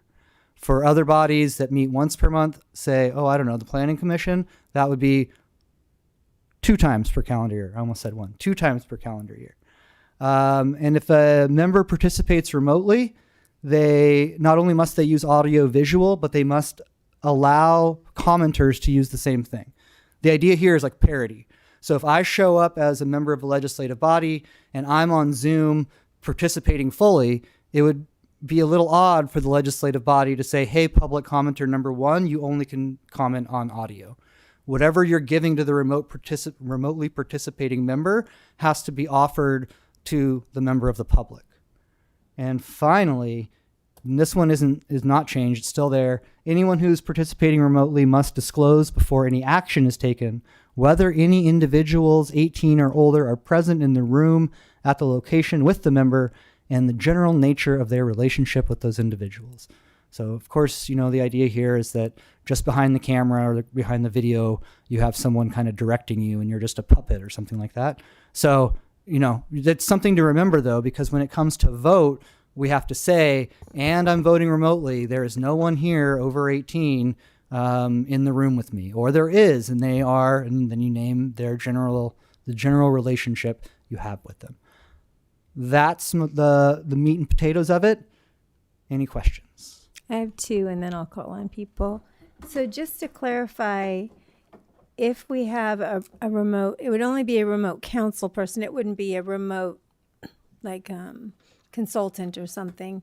But if a council member was out of town and was on the meeting, then all of public comment, their pictures would be shown as well. Is that what I'm hearing? It has to be offered, yes. Has to be offered. If the council member is able to, the council member has to be audio and visual. And then if the council member gets audio and visual, then public commenters are offered audio and visual. They don't have to take it. If they only want to call in by phone, they can. But we, the city, cannot deny them the opportunity to use the same level of technology, for lack of a better word, than we're offering our member. Yeah, that's been problematic in the past. And then with Facebook or with social media, Instagram, all of that, no thumbs up, but can you share other people's, say that a council member is having a special event, for instance, or say that council person has created a survey and wanting input. Is it appropriate to share that without the thumbs up and without your opinion, or is it just best to not share any of it? It really comes down to what the item is and whether it's something that's going to be for discussion. So general information is probably okay to share because you're just disseminating kind of a one-sided city thing. If you're talking about something you're about to vote on and you're trying to get the public's feel, that I would really stay away from because that's a topic that's going to be under consideration and any sharing might look more like endorsements. And so I think the kind of litmus test is this something I can endorse?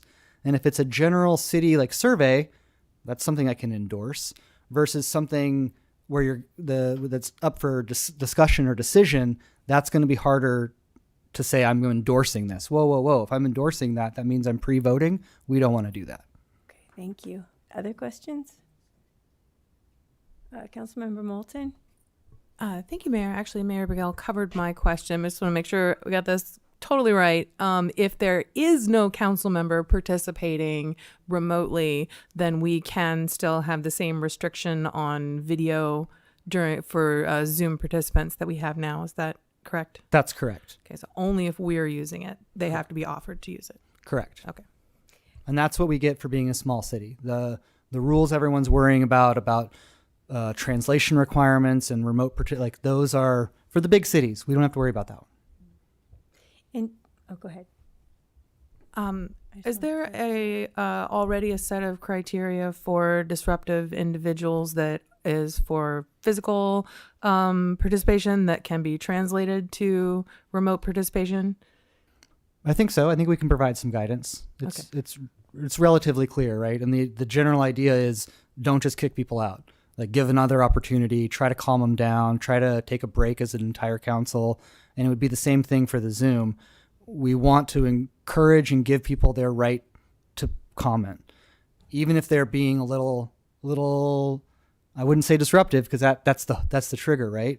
But even if they're loud or something's going on that is making people uncomfortable, we can't really take their right away immediately. We have to give them an opportunity, but we will provide guidance in the context of remote participation.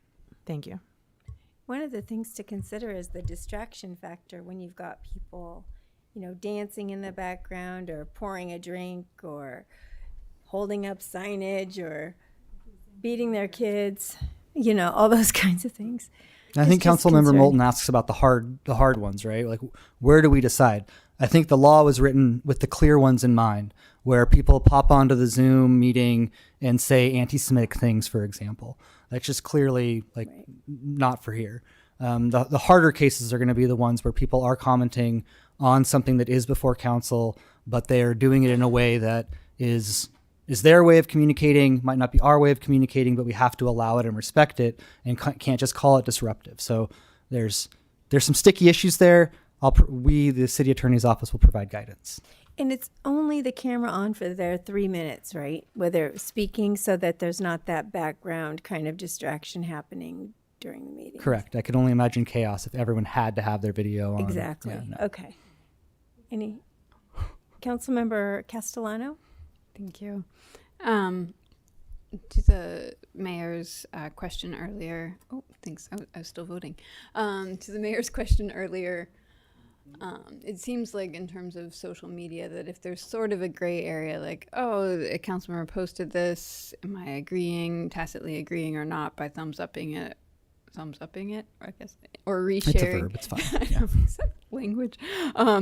It seems like one opportunity could be, if it's a public information thing, to ask the city itself to share it, which would sort of be kind of neutralizing the item outside of individual council members' sort of purview, and then anyone could share it at that point in terms of it's not a and then the other question is just sort of a functional question.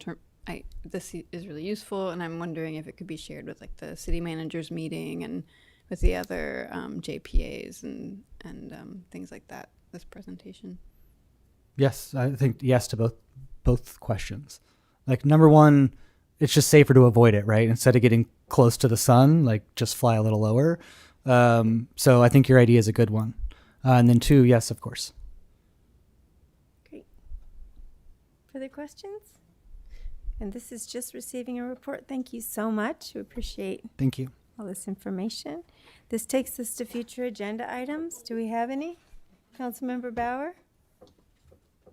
Thank you, Mayor. I would like for us, there's been some talk about offshore oil drilling.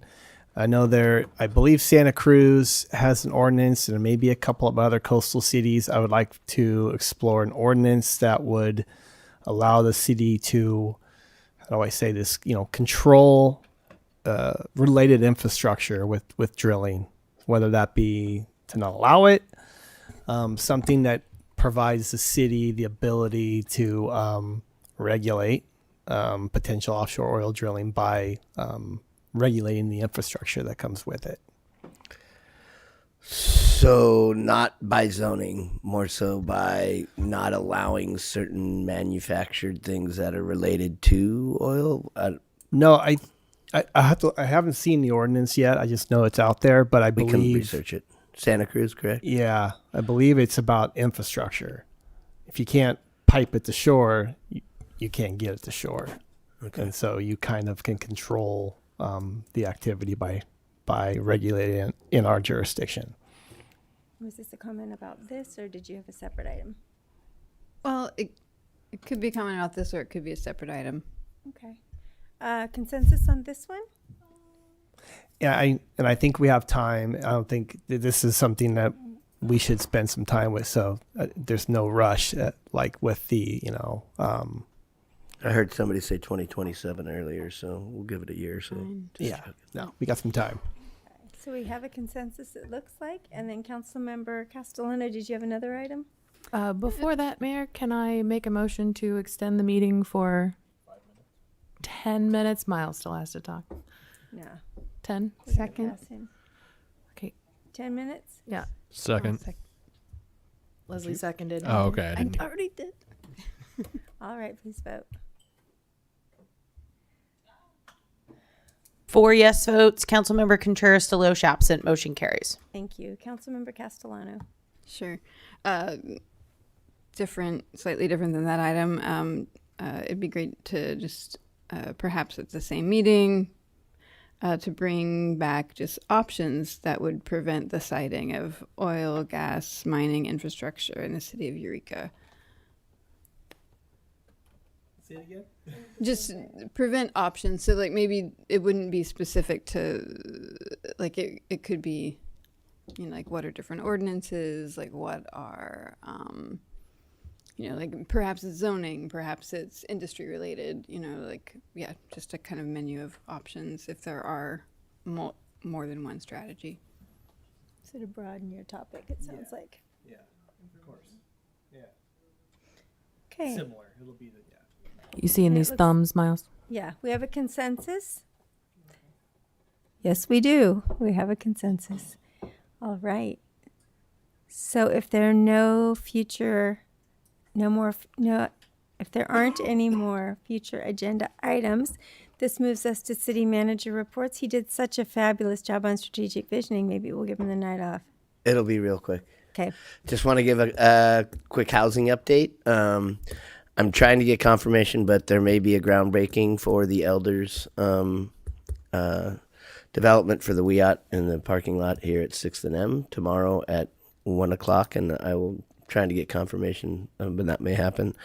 We recently just amended the disposition and development agreement for rural communities so that they could take over ownership of where Building 1 is going to go so that they're more competitive to get the GAP funding. And so we're pretty optimistic that that GAP funding will come in and Building 1 will be fully funded. And the Earth Center is moving along. They're finalizing the plans, and we're hoping to be in construction at the Earth Center probably March-ish of this year. That's great news. March, April. And of course, the Link projects are doing very well at 8th and G, Sunny and Myrtle, and 6th and M. Right, M, yes. Yeah, you have 8 more minutes. If we'd given you the Is it? night off, we would have missed all that excellent information. Thank you so much, City Manager Slattery. Thanks With for having me. We're adjourned.